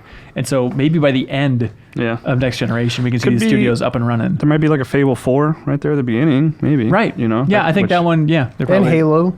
Yeah. Yeah. I could see Obsidian getting around to the Outer Worlds too, faster than I think people might expect. That could be, but I bet Microsoft is going to want to pour a lot more cash into that, and so it would take a lot longer than Outer Worlds 1 even though they have that tech up and running. Sure. But we'll see. There's potential. It's not. We shouldn't write that off, but it's going to be tough. Nothing's written off. Billy from Gloucester, Virginia says, hey, I just saw that the PlayStation Classic is being sold from retailers for $30. In your opinion, does that mean the PlayStation Classic is a failure and we likely won't see a PS2 Classic or anything similar from Sony in the future? Yeah, I guess it's probably time to say probably a failure. I don't know sales numbers, but just seeing that, like, I'll walk through a Best Buy and see that thing for $30. It's like, do I want this? Yeah. I Were you don't think tempted to so. buy it at all for 30? I was. I took a beat, but then I just realized, nah. I don't. Even for 30, I'm not interested. It's just crazy. Like For 20, would you be interested? It's like, here's $20. Will I ever spend any time with that? Right. Is the question. And Well, it's like, I don't know that I will. It's pretty telling that we've had one in the Game Informer vault. I don't think a single person in Game Informer has taken it home for free. Just not to keep, but just to try for a weekend. That's insane. Did people do that with the NES Classic when that came out? Yeah, I did. Yeah, for sure. I think it's a reception, a failure in terms of its reception for sure. In terms of like, I think people see it as a failure, and so in that sense, it is a failure. I don't know how much it sold. Yeah. So it could have like been a financial success, but the fact that it was received poorly probably doesn't look good for a PS2 Classic. But at the same time, I think people would be more excited for a PS2 Classic. I think they would, but at a certain point, it's like those games are so beefy. I'm sure it'll happen eventually, but there's a part of me where it's like, does that defeat the kind of pick up and play aspect of a classic of like, oh, look at all these cute little old games. Although I guess PlayStation 1 already had so many long RPGs on it anyway. But I don't know. There's something about it where it's like, at what point does a GameCube Classic or a PS2 Classic just not make as much sense because the games are meatier and more expensive? It's weird. I I'm weirdly like more excited about the idea of an N64 classic Yeah, than I same am here. than a PS2 classic. And I think it's because N64 games are kind of difficult to play today, where there are a fair number of PS2 games that you can play or Right. play versions of them. I Right. can play Shadow of the Colossus and the Jak and Daxter trilogy on PS4. Yeah. You know? Like the best games from that generation have moved forward in a way that a think lot of so, N64 yeah. games have not. Yeah. Yeah, for sure. Daniel from Toronto says, "Hello, crew. What console looks the most aesthetically pleasing? I'm not talking about the games or the graphics or features. I'm talking about which one looks the best on your shelf at home. Personally, I lean towards the purple GameCube," he says. And now I can't think of anything else. Yeah, I think that's probably my favorite. Really? I You like think so. that little handle and I everything? love it. It's adorable. I kind of like the N64. Really? Yeah. That's a good one. I think it looks pretty nice. I was gonna say, you know what, the Sega Saturn, I thought actually looked pretty good. I think the PS3 looked bad. Yeah. PS2 first model does not look great. The original Yeah. Xbox looked bad. Even like the slim PS2, I love it so much, but it feels so flimsy. The Wii U is okay. It's kind of that oval shape. I like the Wii better, honestly. Yeah. Like on the stand and stuff. Toaster. I think it looks all right. That Canadian Wii. Remember that? Oh yeah. Oh, yeah. The top loader. Yeah, the old top loader. I actually kind of think the Xbox One S looks pretty good. Really? S specifically. Yeah. Yeah. And the That's X good. as well. Does anybody like the PS4? I don't like Really? the I think No, it's- the Pro looks ugly as hell. Yeah, I love the PS4 itself, Oh, but the like the original one. design, I've never thought looked cool at all. Really? Uh-uh. I mean, maybe I just thought it was a step up from the PS3. Yeah. It just feels sharp. Like when you pick it up. Because it's like, angular. And like Yeah, the way it's too all the angular. inputs on the back are just like in their separate compartment makes it hard to like actually plug anything in, harder than Yeah. it should be. Yeah. I hate the buttons on it. Yeah, exactly. Which one's power? Yeah. Come on, Cerny, get your head out of your ass. Come on. Ryan from Orem, Utah says, "Benny, I feel like it's been a while since we've gotten podcast recommendations from you.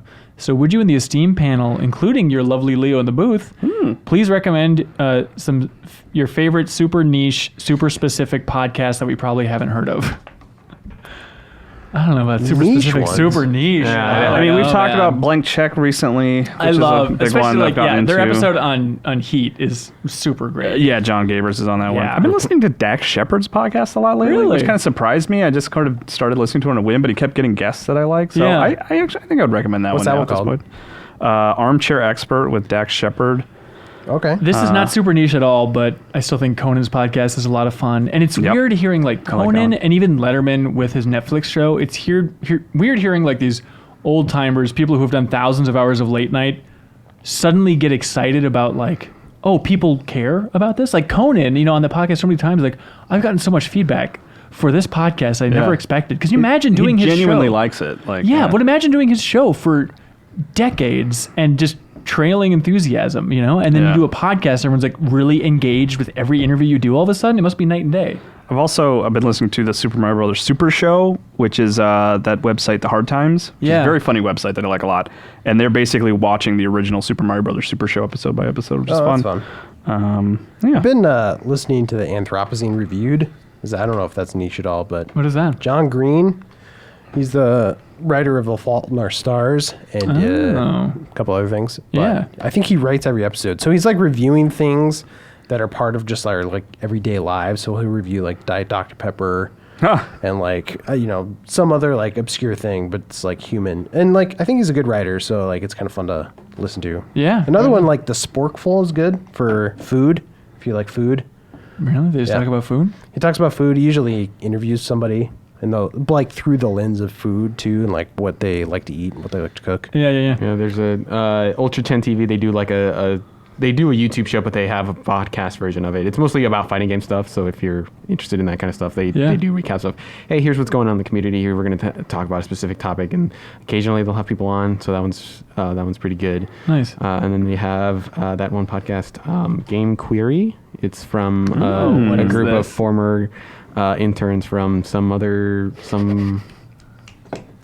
site Outlet? or whatever. Yeah, something. Leo's on it. Yeah. Former interns. Lovely batch. Yeah, Thanks, former game and Leo. former intern Leo Vader's on it. There we go. I wish we heard from him more. Yeah, that'd be nice. wouldn't it? Rest in peace. I got, do you have another one? No, that's One more. I've been listening to How Did This Get Played, which is a gaming podcast. Oh, is that good? I like. They played Sonic 06, which is near and dear to my heart because we played it too. But it's Yeah. Heather Ann Campbell who is she writes a lot of comedy now. She's on Whose Lines Anyway, but she used to be a game journalist. Oh, She really? used to Oh, write that's for Play nice. Magazine. And then Nick Weiger is like a guy who's into comedy now, but he made games. Like he worked on Fantastic Four, Rise of the Silver Surfer. Like he The admits, funniest game ever made. yeah, he admits frequently. He's like, I've worked on awful games, so here's my podcast about awful games. Oh, nice. Yeah, Yeah, because I hear that's like comedians talking about games. Even like Kumail Nanjiani's Indoor Kids. Like when I listened to that back in the day, it's like I just don't like that. It's like they're not as informed as they could be, and that'll drive me nuts. It's a weird thing that it's tough to listen to as game journalists, and it's like no fault of theirs. Like obviously they're not going to be as like into games, but these two have expertise. Oh, for nice. sure. What's the name? How Did This Get Played? Which is a spinoff of How Did This Get Made? Which is another good movie podcast. for sure. The one I like lately yeah. is episode 1. It's called. The gimmick is that they do the first episode of a different podcast every week. Okay. So they'll do like a Game of Thrones podcast, or they'll be wine moms for a week, or do one about gamers.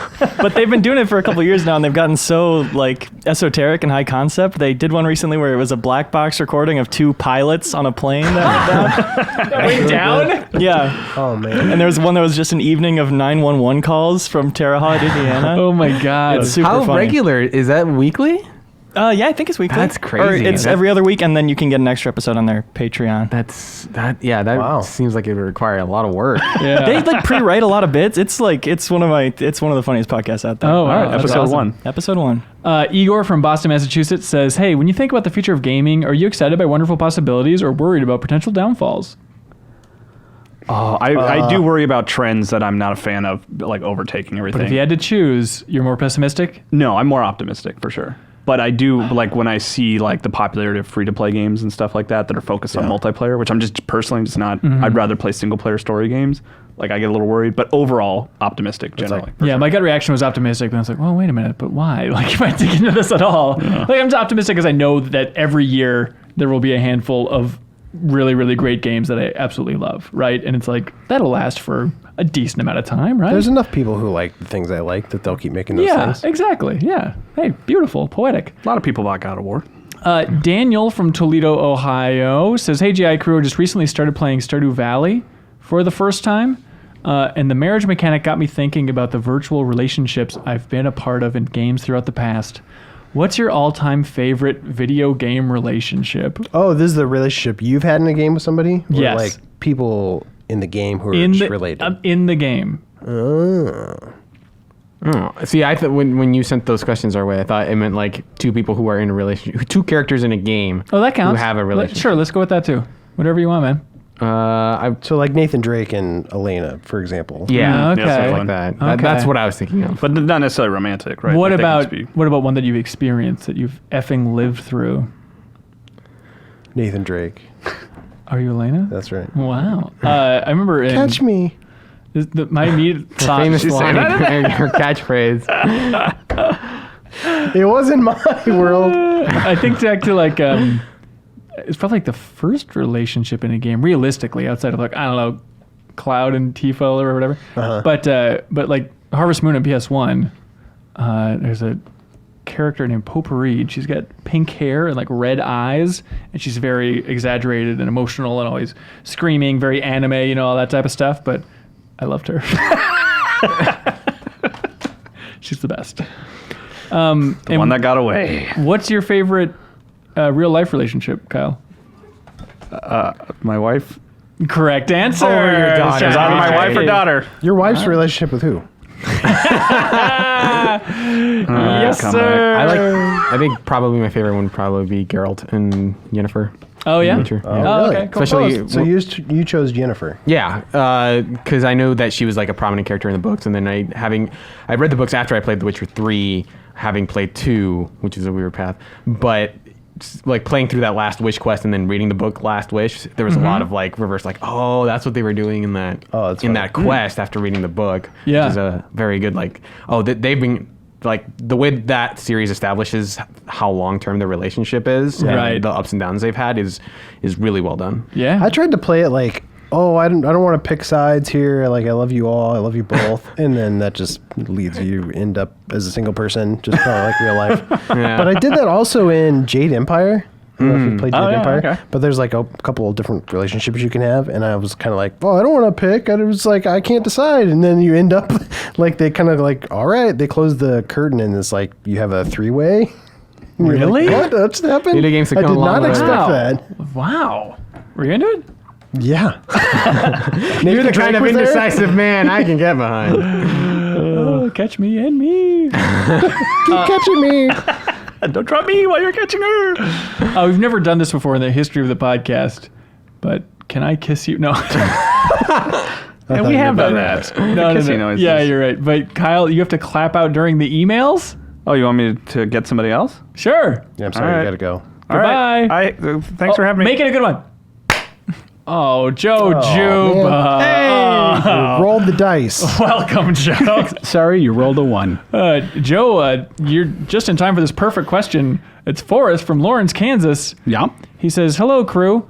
I was given a fake sword a while back and just remembered it.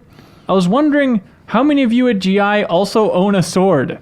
I asked this in the Facebook Overblood group, and a surprising amount of people said yes. What does he mean by fake sword? Like it's made out of wood, or it's like just not sharp? Unclear. Because like a fake sword, if it's metal, you could sharpen it, and then it's just a sword. That sounds like somebody that has owned a sword. in I their do own a history. sword. Do you really? Yeah. I also own a sword. I have one somewhere. I think In your pants? Well, no, it's a man. I really don't know where it is, or even if I still have it, honestly. But it's I got one of those like a replica like Sephiroth sword. The Wait a minute. Macedonian. Did we have it in the office for a long time? I have one of those, but it wasn't that one.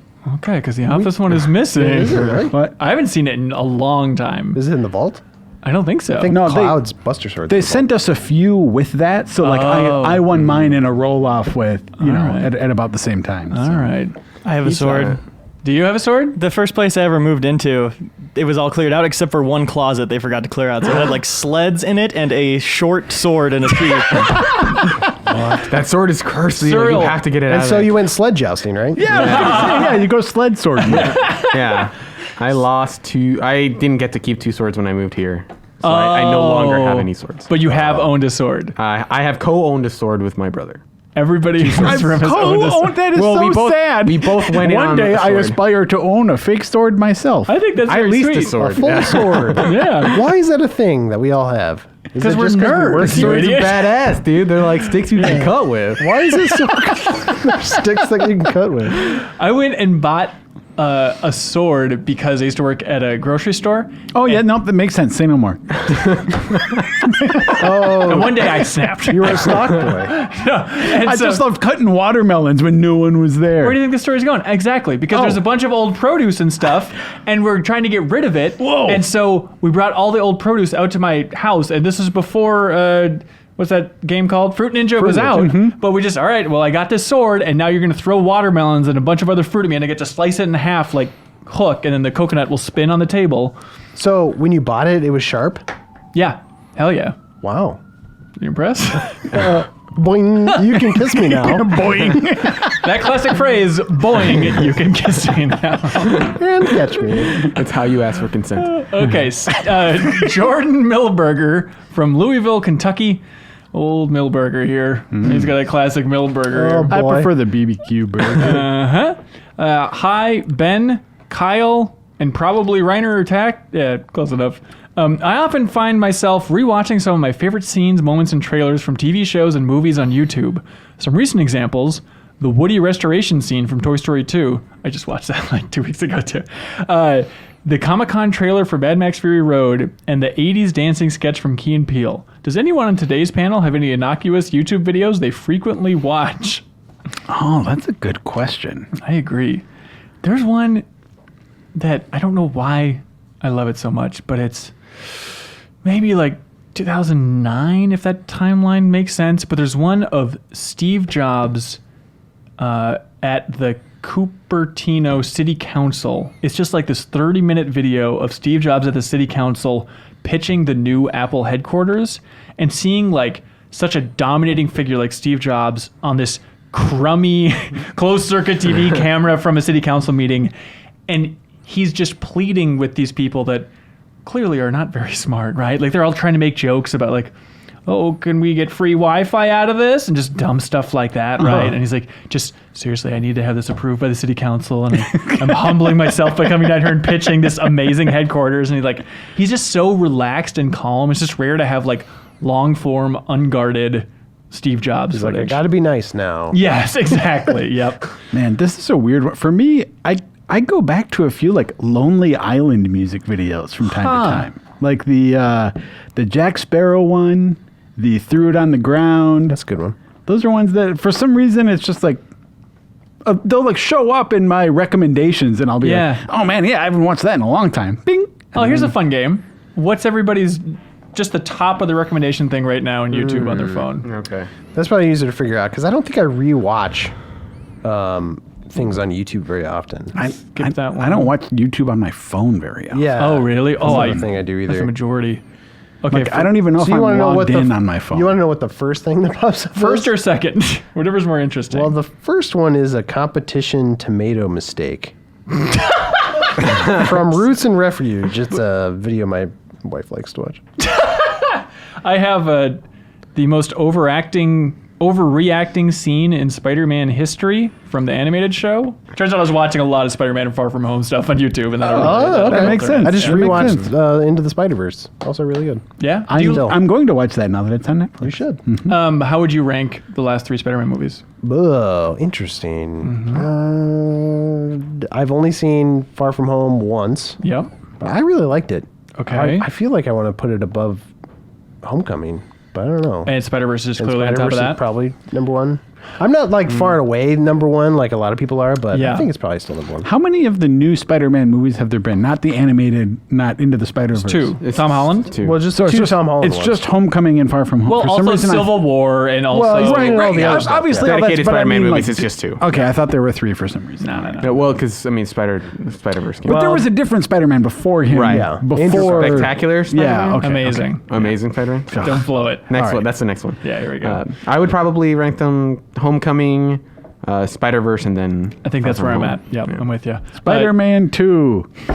What do you watch on YouTube there, Cyril? My recommended one was a video that I watched this week called Zelda Wave, which was just a vaporwave version of the Ocarina of Time soundtrack. Hell It was yeah. a 20-minute video. Hell yeah. It's actually all right. The video aspect of that is just like, here's a bunch of like iconic scenes from Ocarina of Time, but with like, it's been distorted to look like it was off of like a 95 television or something. Yeah. It was pretty chill. Sweet. Joshua Busey writes in with an email that Joe will fully understand, saying, Number 1, a Glen is a narrow valley. Number 2, my dad's name is Glenn. Number 3, my brother's name is Glenn. So, pretty good. I Shout out guess. to There Glenn. you go. We asked last week for 3 facts about Glens. And not a single one about Chrono Trigger. I made that reference too, Joe. I'm so glad we're in the same boat. All right. Well, he mentioned it. I think you said like. No facts about Chrono Trigger. You're That's right. Okay, Garrett from Seattle. He says, "Hello, Ben, and the insert jokes here." Nope. I hope you had a patriotic 4th of July. Yeah, sure. I got a simple game for you. All you have to do is guess the title of 5 games based off of old game FAQ questions. Okay. Note, all questions are presented as originally written. Modern releases of games aren't counted for lists or platforms. Okay, ready? Number 1. The platform is the NES. The year, 1987. All right, so these are game FAQ questions. In 2010, somebody posted... Someone posted. Yep. Okay, go ahead. How can I get the old woman to sell me the magic potion? Is it Zelda 2? Incorrect. Damn. In 2018, somebody posted... Oh, is it the original Final Fantasy? Incorrect. Castlevania 2? Incorrect. Belmont's Quest. And you didn't say you could get used to this. No, sir. In 2018, someone said, which gravestone do I move to obtain magical sword from cemetery? In 2014, how can I tell if the magic shield's been eaten? Oh wait, that's just Zelda. That's just Oh, that's Zelda. the first That's one. just Zelda. Okay. Wait, Zelda came out in 87? Yeah, that makes sense. Okay. That seems a little late, but yeah. No, because isn't Mario 86? Mario's 80. 85? Can 86 that? It Question. gets all confusing too because of the like Japanese and North Right, American. right. release Oh, dates sure. and all that stuff. Okay, GameCube. In 2002. In 2014, somebody posted, I'm needing a coconut code? Question mark. Wait, what was the year? Aren't we 2002. all? Somebody asked, how do I, quote, help the wishing well? Third question, When you bury a shovel in one of the golden rings, why does it turn into a golden tree? Is it one of the pirate games? No. Come on. Zack and Wiki? No, not Zack and Wiki. No. The other one, Billy Hatcher? No. Is it a popular game? Very popular. Incredibly popular. Super Mario Sunshine? No. There's a chance it outsold Sunshine. What? Is this some Animal Crossing garbage? Yeah, there we go. It's Animal Crossing 1. There we go. Garbage. How dare you? Leo, can you look into whether or not Animal Crossing outsold Sunshine real quick? Just you got all those numbers back there, right? Okay, here we go. Platform's a 360. The year is 2007. If the blank is in the Navy, how come all the multiplayer ranks are Army? Oh, it's Halo? Correct. But which one? Oh, 2007. Can I intercede? Halo 3? That's Halo 3. Way to go. Other questions? I knew it as soon as you said 07, but... Yeah, whatever. Now that Ben gave the answer. No, you're wait, saying well, Yeah, because that's- he said Halo, and then when he said 2007. I love this question. Oh, so you put the year and the game series together? And Yeah. Oh. Second question is the story supposed to be complicated? Correct. That was for Halo, by the way. Oh, okay. I just think it's funny. All right, platforms. PS2. I like that that's in the FAQ. That's pretty good. Yes. All right, platforms. PS2, PS3, Wii, 360, PC. The year is 2007. Is it possible to play this game with a regular 6-axis controller? Layer. My whammy is Jamity. Oh. It's How- Guitar Hero 2? Incorrect. Damn. And how do I beat the devil? Guitar Hero 3? There we go. Guitar Oh, 3, yeah. Legends of Rock. There it is. Okay, the Wii in 2007. First question. There's a book place and the girl reads you a book. I'm just wondering, is this little girl the woman? That's the actual full question. That's What's the year again? 2007 for the Wii. That is an amazing Can thing. you say once that question know- again? Once you know the game. There's a book place and the girl reads you a book. I'm just wondering, is this little girl the woman? Okay, next question. Super Mario Galaxy? Yes, sir! Yes! All right. That's it's like that little library thing in the hub, Where you right? read the story about how... yeah. okay. Just wondering, is She's that a little woman? girl the woman? I believe Suriel knew the Halo one now. I retract my That's amazing. previous mocking. Second question is ball rolling minigame and surfing minigame? And a then good question. other Is that a question question? is, how do I get these stars? Okay, Off my head. the platform. Oh my God, this is good. God, good job, Garrett. Okay, platforms, the DS, 2009 DS game. Okay. Question number 1, surviving nuke? Question mark. Question 2, putting clothes on people? Question mark. Surviving nuke. It's not Sims. Question 3. Oh, this is so good. How do you kill a tornado? Exclamation point, question mark. That's really good. Is there like a Sim City game released on the DS? Flower, Sun, Rain? That's weird. Let's keep going until we get this. God, Call of Duty for the DS. No. Putting clothes on people? How do you kill a people. tornado? What's a game that's on the DS where you would have to think about how do you kill something?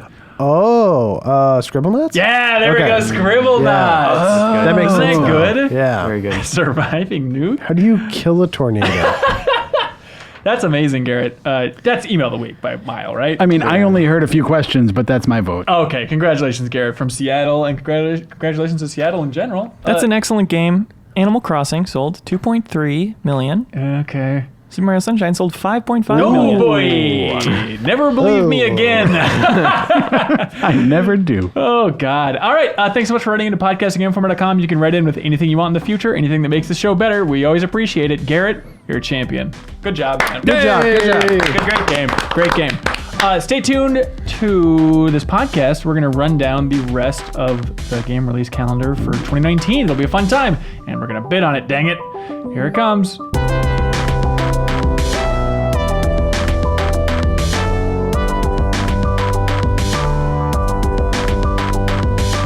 And And welcome back to the Game Informer Show. We have Leo Vader. Thank you. Out of the booth and bald now. Why'd you shave your head? It's very freeing. Everybody should try it. It's so practical. It's very nice. You can not take a shower for 4 days and no one will notice. Yep. Everyone within the sound of my voice, shave your head. That's right. Cyril Vasquez. I've shaved my head before. That's true, for money, for charity. That's right. He's only saying that because you were talking about it with me and now he wants the attention, but it's no big deal. Please Kyle listen to Hilliard. my voice while I'm talking. Kyle's here, the person that the world is begging for them to shave their head. No, I'm Okay, good. all I'll right. cut it short, maybe. Just later, one but- snip. One $1,000, one snip anywhere on your head. One snip can end it all, dude. Hey, here we go. 2019. You know, I feel like every year we have this great debate of what's actually coming out this year. It feels like the release calendar is a little bit light. Then E3 hits, and it's like, oh, there's a bunch of stuff on the map, but it's nice to have a concrete vision of what's actually releasing when. And rounding this stuff up, the release calendar for 2019, this is much more stacked than I thought. Yeah, coming out of E3, it was like, oh, I guess everything's just coming out 2020, but you have Yes. a long list Within the there. next year or so. There's, Yeah, I have a long list of Just see if it was B- options multiple here. pages. Okay. No, just one page. All right, ready? So we're going to run through the calendar, but that's boring. Every podcast listener in a big pause. Let me listen to this Are they soundtrack changing again. the channel? Is that what the Yeah. Or they're like, I'm let me starting to start up my dune buggy. right, yeah. I'm driving away from my phone that's playing this podcast. So what we're going to do is we're going to bid. And this year, if you remember last year we didn't know what we were doing. This year, we know how bidding works. So we figured each it out. have We Googled bidding. Yes, we have 15 coins, let's call them. We're going to be bidding on these. Whoever wants the game the most, and in our fiction, only you are allowed to play it then, and we're going to hold true to that. I say fiction, but I should have said fact. I'm sorry. Well, the world is fake. Oh, that's right. That's right. And so you bid for what you want to play the most. If you win, then you get the game in your arsenal for a game you can play this year, and then everybody who didn't win, obviously, gets their money back. They don't get to keep all that money. It'd be absurd. Yes, there's no idiot would ever play it that way. Welcome, new listeners. Okay, you ready? Yeah. The problem is, last year we played with some Monopoly Mario Gamer. Monopoly Gamer, yeah. Yeah, Monopoly Gamer, which is pretty near and dear to all of our hearts. We all love it. We couldn't find it. I don't know. One where of us stole it. Yeah. To play it at home. they're Someone was like, monopolizing it based a on bit. this currency, I think I want to play this game and keep it forever. So we're trying to come up with something else where we can get 15 bits of currency, and I think everybody had a different strategy for what they got. So I went with Big reveal. Da-da-da-da. I have 15 Game Informer Best of E3 2011 awards that I found in a back Ah, room. the year I started. Oh, really? Very nice. We had high standards back then. Just handing those things out. All right, so that is going to be what I'm going to be bidding with. Okay. Kyle? Okay. Another big reveal coming. He's here we go. dipping into I a box of some have- sort. Whoa. Is this ASMR? My God. He did all those 15 noises with his amiibos. mouth, too, which is crazy. ASSMR. Just a bunch of random amiibos, all kinds of random stuff. You can watch the video version if you want to see who I picked. That seems fun. Cool. Cereal? It's not, the Foley work isn't as good. But I brought some Japanese Dreamcast games. Hell yeah. Did you get those from the vault? Yes. No, it's a personal collection. It's my personal collection of Japanese Dreamcast games. Which, by the way, in the vault, I found out that like some of them were in Japanese and some of them were in English, and I thought that's just inconsistent labeling. But it turns out they're double-sided in terms of labels. They have Japanese on one side and English on the other. We just didn't really organize them very well. So they're all like, some of them are in Japanese. Okay, here's Virtual Cop, but this boot disc is in Japanese. Did not know that. Leo Vader? Did not know that. These are 15 issues of the Game Informer Azuric Rise of Parathia issue, I thought they were different issues, but it's all the same. of which we have exactly 15 copies in this office. really? That's so Okay. perfect. Okay, but who here has actually heard that game before? I have never. It was a heard launch of it. title for Xbox. I think it was on the cover of Game Informer at some point. Yeah. Also Oh, in this okay. issue, Xbox Examined, the future or failure. So, Oh, do you want to We'll read that out find out, loud yeah. if these releases start to dry up at a certain point? yeah, for sure. Great. Okay. Here Failure. Wow. Wait, so but then we all have like one extra piece of currency, We'll right? explain that when it Okay. becomes relevant. We have our Omega chip. Because I genuinely don't know how that works, but I picked one out. We'll figure it out when it becomes relevant. All right. Obviously, there's stuff like Dragon Quest Builders 2, which we talked about. It's going to be out Friday. Stuff coming out on Friday. We get it. We're all going to buy Streets of Rogue. We understand, right? Let's move. We all beyond would have that. bet all of our chips right then. Apparently, next week. Do you guys know what comes out next week? Oh. Things are crazy. It's so fun to see this. Apparently, Marvel Ultimate Alliance 3: The Black Order comes out next week on the Nintendo Switch, July 19th. Wow. Are we betting on that? Well, this is, the great debate. Now, okay. Are let's you just- explaining why my parents broke up, Hanson? Like, what is this tone of voice? Well, look, what happens is sometimes games come out later than others. And the judge issues a black order, and thereby, okay, Marvel Ultimate Alliance 3: The Black Order. Do we see one bid, one coin? Let's just call them universally. I will bid one Virtual Cop 2. Okay. Is anybody else interested or not interested in bidding? I'm not interested personally in bidding. I'm not interested either. That's going once. As we always say in every auction, no thank you. Just a bunch of signs going up that all say no. Going twice. Sold. Cyril Vasquez will Congrats. get to play Marvel Ultimate Alliance 3: The Black Order. It's got Miss Marvel in it. What do we do with the expired currency? Just like keep what he it. did? It's mine. Keep it inside? This copy of Virtual Cop. hang It's on. right You should here. leave it in the middle, Yeah, should we leave it in the middle? right? Yeah. And then the winner gets the pot at the end? I think that's how that Yeah, works. at the end of every auction, someone wins everything and everyone else is bid That's for. why you gotta wait till the end. We're so proud to say that these will all be going to charity. Blake, the intern in the booth, you're writing down who wins what? Yes, sir. Great, thank you. Anything else you want to say to introduce yourself? Hi. Great. Wow, bold I'm an choice. intern. Hey, hell yeah, man. We'll see get you them on the later podcast on soon. in the season. That's true. So this game, we should actually talk about the games a little bit, right? Like Black Order, I played a fair amount on that cover story trip, learned a lot about it and stuff.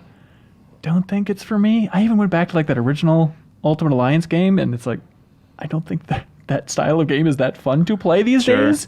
And so I'm a little bit skeptical about Black Order, but we'll see how it lands. I really like those X-Men Origins games. Okay. A lot of it is like, hey, I played it with a bunch of my friends and we had a Legends. really good time. Yeah. Yeah. Legends and Ultimate Alliance. The first one I didn't play, the second one. But I mean, worst case scenario, even if this game is bad, I will cherish the time I spend playing it with friends. There we So it's like, hey, beautiful. and how many, like online co-op games where you can just sort of like space out and not really think about what you're doing for a little while. Like I'm saying worst case scenarios. Like best case scenarios, this game is actually really good. Yeah. Right? And it's engaging and fun, but I still get to have that co-op layer. So Yeah, absolutely. July 26th, Fire Emblem 3 Houses on Nintendo Switch. You can only bid on one of the houses, though. Oh. This is July 26th. This is coming up quick. Yeah. I think you should keep your eye on GameInformer.com, by the way, for maybe some interesting info about it. Oh. Fire Emblem 3 Houses, July 26th. Do I see one bid? Oh, Leo's. One, a Zurich Rise of Parathia issue. Wow. The one with the ripped cover. That's interesting. Oh, Cyril Vasquez. Oh, he's got reaching two. for it. no, I'm okay. Really? Really? Not interested in Fire Emblem. But you like Advance Wars. Yeah. That's something, right? But it's like that Intelligent systems, series has man. been like so like that series is consistently split off, and I think in a direction that I think is for that series more interesting, but to me has made it less interesting. Like I'm not a big fan of like you got to make sure all these units are pairing up so that they can screw or whatever. Yeah. Right. Okay, wait. You didn't like it with Awakening when everybody... I liked it then; it was a novel concept, but I think like the way they've built on it over the course of the series, I've become less and less interested It in. like Wow. defines Fire Emblem now, right? Yeah, Which is kinda right. As weird. much as like the actual strategy, and I played some of Fates, and I was just like, I got in maybe like 6 hours into it, and was. Okay. But I think- I do plan to play it. It's just a matter of Well, you like, can't. Well, yeah, not, you can't. it's not 2 copies of these games. Okay, really? I think a lot of people at Game Informer would have bid everything they own few, on yeah. 3 Houses. So I was just thinking that it's going once, going twice, gone. Totally. Leo Vader. Thank you so much. Congratulations. Fire Emblem 3 Houses, man. Thank you so much. Way to I wasn't go. prepared to go any higher than one, so this is perfect. All right, next game coming out July 26th as well. Same day, basically the same game, Wolfenstein Youngblood on PlayStation 4, Xbox One, and PC. The co-op one. Speaking of editors Yes. who would have gone all in on Fire Emblem, Yeah, JV. I think he's running both. down in here right now to open the door and trip and give whatever he has. But he's a little bit cool on Youngblood, That's true, which that's is true. shocking. Yeah. Whereas, hearing like Giant Bomb and other outlets, seems like everyone else is red hot in Youngblood. So I'm curious how it'll end up for JV here. Wolfenstein Youngblood, any takers? I will bid one Street Fighter 03. Okay. Yeah, because you liked Wolfenstein 2 I a love lot, right? New That was like one of your Colossus, yeah. favorite games of the year. Yeah. Right? Really? Yeah. What are you looking forward to What are you looking forward to with Youngblood? I like the protagonists. I like a lot of their dialogue. I'm curious to see where they take this takes place after a game that isn't out yet, so we don't want to quote unquote spoil too much of it, but Right. we can't dance around it too much because if BJ Blazkowicz is in it, it kind of ruins whether or not he ends up living at the end of 3, Yeah, but we yeah. haven't seen him yet. So Right. All right. Going once, going twice. Gone. Congratulations, Suriel. You got Wolfenstein Youngblood. Way to go, Far man. so good. You know what? Here's a fun fact. August 2nd, Madden NFL 20 is coming out. Okay, moving on. Suriel's gonna bid. oh yeah, I was spacing out thinking about Madden. Just wanted to get out there. John Madden. It's not a table of sports people. I know. I enjoyed playing the story mode last year. Yeah. Are they doing that again? I don't know. I don't. Longer I don't shot? think- Long shot. Here we go. August 20th. Rad. Double Fine's Rad. Yeah, what's that? It's a roguelite, right? Yep, it's roguelite, post-apocalyptic, very 80s theme. You're running around, there's beautiful green grass growing behind you. It's from Lee Petty, who the last game he made was Headlander. I think it's one of Double Fine's more promising projects. I will, Was that in a sizzle reel at E3? Yep. Oh, Yeah. it's definitely sizzle reel Oh, territory. it's such a blur. It's not a sequel to Robo Alchemaic Drive for PS2. It is I know not. that's what you were thinking. Oh, gotcha. Thank you. Yeah, and this is, even though Double Fine is owned by Microsoft, it's not exclusive to Xbox. This will be coming on other things, and Namco is publishing it. I'll bid one for that sucker. I think you just won it, man. Going once, going twice. Congratulations. Great. I'll take Rad. Thank you. I'm looking forward to I playing think What are you you have, doing? still have to. Look, I'm not Hanson gonna was keep it. trying to take back I'm his not gonna money. keep it. I'm not gonna keep it. It's fine. Can't wait to see what kind of money this converts to eventually. All right, here we go. August 22nd. Oninaki. Now, what is that? This is the Tokyo RPG Factory Studio. You might remember them from I Am Setsuna. Action RPG this time around? This I is an think? action RPG around. Is that I Am Setsuna or Ben Hansen is Setsuna? It was confusing the way you said it. The game was actually called Ben Hansen is Setsuna. Okay. This game, a reincarnation theme, action RPG. This is a studio that I'm really rooting for, and they have not quite hit it out of the park yet. Any takers for Oninaki, August 20th. It's coming to good. PlayStation 4, Switch, and PC. I will say I'm the most excited about that one of what they've done so far because action Okay. RPG, but not enough to bid. Really? You see action RPG, you get more excited? Yes. I get less excited. Well, you're allowed to be wrong. All right, moving on. Sorry, Oninaki. August 27th. Curious about this one. Ancestors, the Humankind Odyssey. This One. is one. Oh, wow. Leo Vader. Why, Leo? I think it looks compelling, the survival aspects. The main concern at this point is Elise, who went and played it and brought back a preview. We have a new gameplay today of it. Said the climbing was not so good And for it's a the game where monkey you- climbing game. Yeah. So hopefully From the they guy that ironed made out. Assassin's Creed and Prince of Persia, you'd think Right. they'd Yeah. nail that. Yeah. But building a colony and the gameplay did look fun, even though if I was told it wasn't that fun. I hope it will be fun. Wait, so building a colony? Because it's all about, are you evolving through the ages, or are you just playing one ape? It goes over a long period. Okay. Yeah. That's And it's just insane. being in nature, like, obviously no voiceover or anything. Yeah. No That's dialogue. It's a compelling concept. Okay. I'm excited for it just because it's so bizarre, but I don't know if I'm super stoked to play it. But hey, there's Ancestors. Congratulations, Leo. You got Ancestors, the Humankind Odyssey. All right, here we go. August 27th, also, same day, hot competition. Control from Remedy. I will bid I will bid one. one Pikachu and one Squid Kid Okay, we have an Inkling. or Inkling. I'm bidding. Okay. I am bidding one Soul Calibur. Okay. Are you going to top two? Suriel. That would bring you up to 3. Oh. Leo, you were on the Curve Story trip. I thought you were pumped for Control. I was. I don't know if I'm ready to go 3, though. Okay. I would have done 2. Okay. I'll let Kyle have it for 2. All right, Kyle takes Control. Way to go, Kyle. I would have gone higher. Yeah. I probably would have gone up to like 4. Wow. Sorry.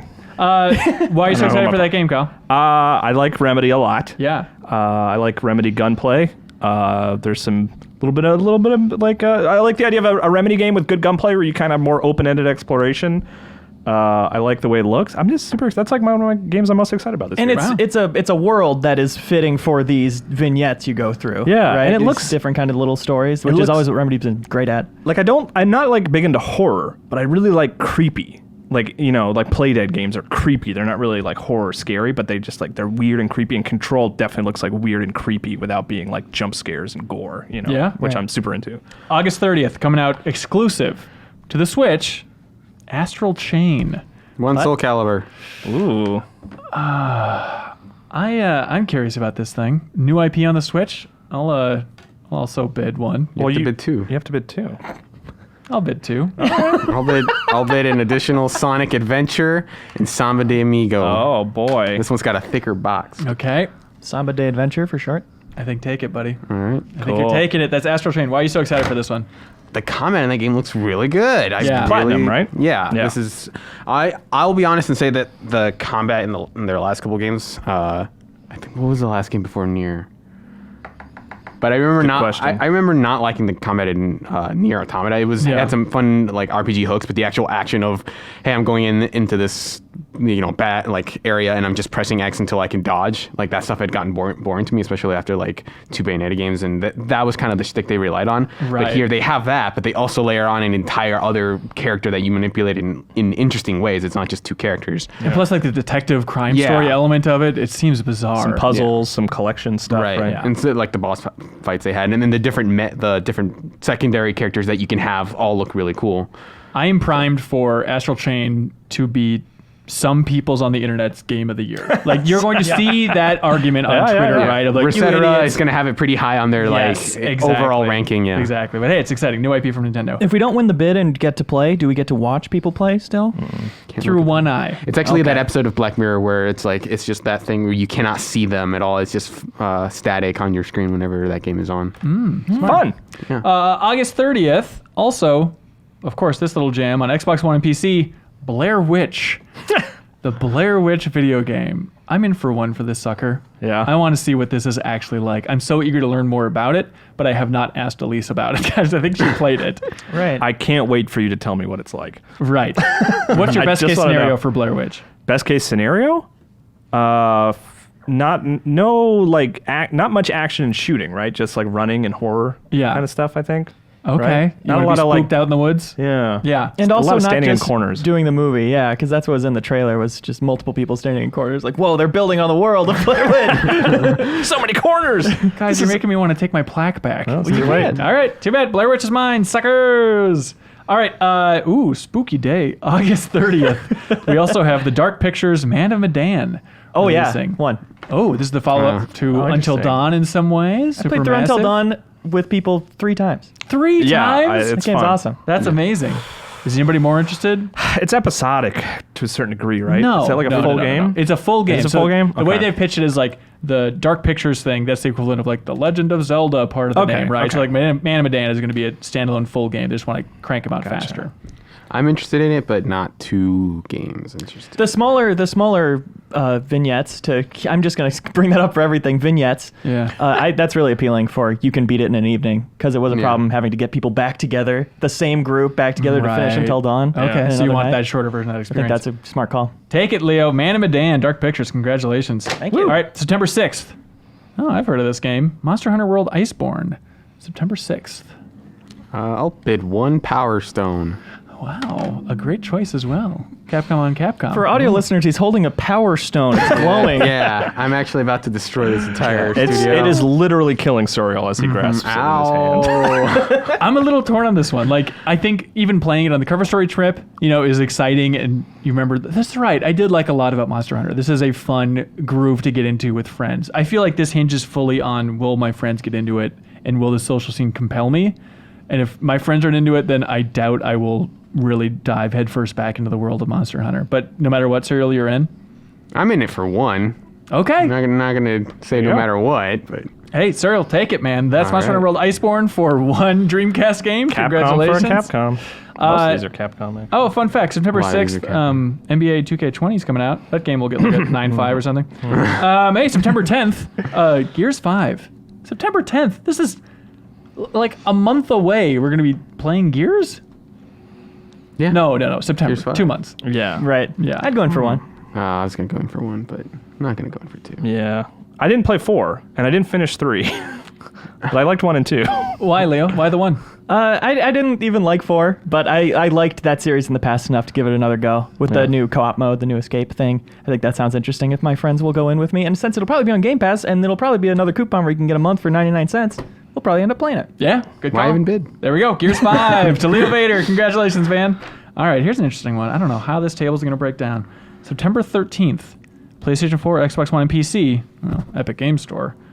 Borderlands 3. Where's everybody at? I'm in it for 1. Marvelous Capcom 2. Okay. Uh-oh. Oh, Leo's looking at his thick stack. He's counting his magazines. He's opened the wallet and is flipping through the bills. Oh, Not he's shaking bidding his head. 1. Yeah. How far down the list are we? Percentage-wise, fractionally. Like 25. Probably 30. Well, 25. Yeah. 25%. Yeah. Okay, I'll save my money. Sergio thank you. Vasquez, what's your stance on Borderlands 3? Because you take it. You take it for all it's worth, man. You just like the co-op ones. You're all in on co-op. Yeah, Borderlands 2 made me forget how much I liked Borderlands 1. Was where I ended up with that series. Where I played a lot of. I've played through Borderlands 1 like 4 times. Really? And all of them with friends. Where one of them, there was one time where we all just brought individual like actual TVs into our basement. Nice. And we all just played through it for like 28 hours straight Oh or my whatever. God. So like I really enjoyed it. I'm wondering if I'm at the same place where we could do anything remotely like that, where we just play it for long periods of time with my friends. Yeah. But I didn't like the sense of humor in Borderlands 2, so I'm hoping that it's a different writer. So I'm hoping that they deviate back towards maybe not Borderlands 1S, but towards a different style of humor and tone that might be more of what I'm into. Because I remember like the actual shooting in Borderlands 2 was actually really good. And Yeah. like, the way they iterated on classes was really fun. Seems like 3 is even better. You can slide now. Game Yeah. changer. All sorts of stuff. All shooters should have sliding. Definitely. Yeah, it's true. September 13th, Daemon X Machina on the Switch. Any takers? It's the mech game. It seems interesting. I feel like it was like between that and Astral Chain. Yeah, I And wonder was if they're going leading to eat each Astral other's Chain. lunch a little bit. Like if one didn't exist, the other one would get so much How more far attention. apart are they? Like a I few feel weeks? like Daemon X Machina is more mech About a month oriented apart. though. Yeah. Where this is more like it's more like JoJo's Bizarre Adventure with robots. I always feel Yeah. like when it comes to mech games, I'm like, oh, this seems really cool, but like I've never played a game where I'm in a mech and I'm happy and enjoying myself. It just always feels sluggish. What? you Zone of the know? Enders? Was that? Zone of the Enders. Chromehound. Even Zone of the Enders didn't really do a ton for me. Yeah, I remember Titanfall or Chromehound. Titanfall 2? Titanfall, but yeah, even that I had more fun as the on foot guy than I did in the mech. I agree that's more fun for sure, but Yeah. the way you could jump and just get caught by your mech and put in the inside. That's probably the best in terms of like being in a mech in a game that I've enjoyed. But it's always something like Chrome Hounds. I'm like, oh, this looks cool, and I like or Mech Assault. I remember for Xbox, I'd get in the mech and it would just be like, Is that free to play multiplayer game? Hawken? That's right, That was yeah. Hawken. September 13th, fun fact, NHL 20 is coming out. That'll be great. Okay, September 17th. Did I bid this already? You did. Put it in there. That's the Borderlands Get one, that right? in the middle, man. September 17th, Destiny 2 Shadowkeep. I'll go for The one. next Destiny expansion. More Jet Set co-op. Radio. Well, I mean, I'm going to buy this. I'll pay for this even if I don't end up not winning it because I have to because Destiny. Yeah, you're just in that loop. Yeah, I Destiny. like what they've done since Forsaken. I think has been really strong. I didn't care for the Season of the Drifter stuff, but like Season of Opulence and the Black Forge, Black Armory. Sorry. I don't want to alarm you, but Leo is. Going in for 2. Oh, boy. All right. Oh no! I'll bet 1 Tucci Rocket and 1 Blue Stinger. Oh, not Blue Stinger. Not Blue Stinger. Going 3 for Destiny 2 Wow. Shadowkeep.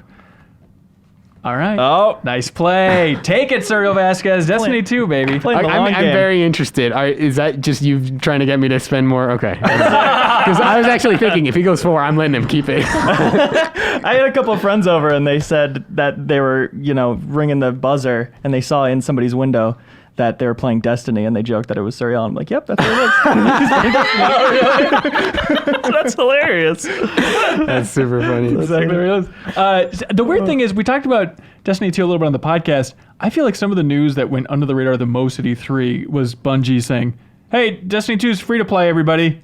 Everyone's like, yeah, we got other stuff I got to talk more about this Final Fantasy Tactics mobile game. I think it's just because like everyone incidentally owns Destiny 2 at this point. I think on you're some right. They've been platform. giving it away for so long. Yeah. But so with Shadowkeep then, it's just like everything, all other expansions, Forsaken and everything, all that's free. But No. Shadowkeep you have to pay for? So Forsaken and Shadowkeep you have to pay for them. But I what you're see. paying for now is some exotic quests and I believe the single player content. So if you want to play the Forsaken campaign, Yeah.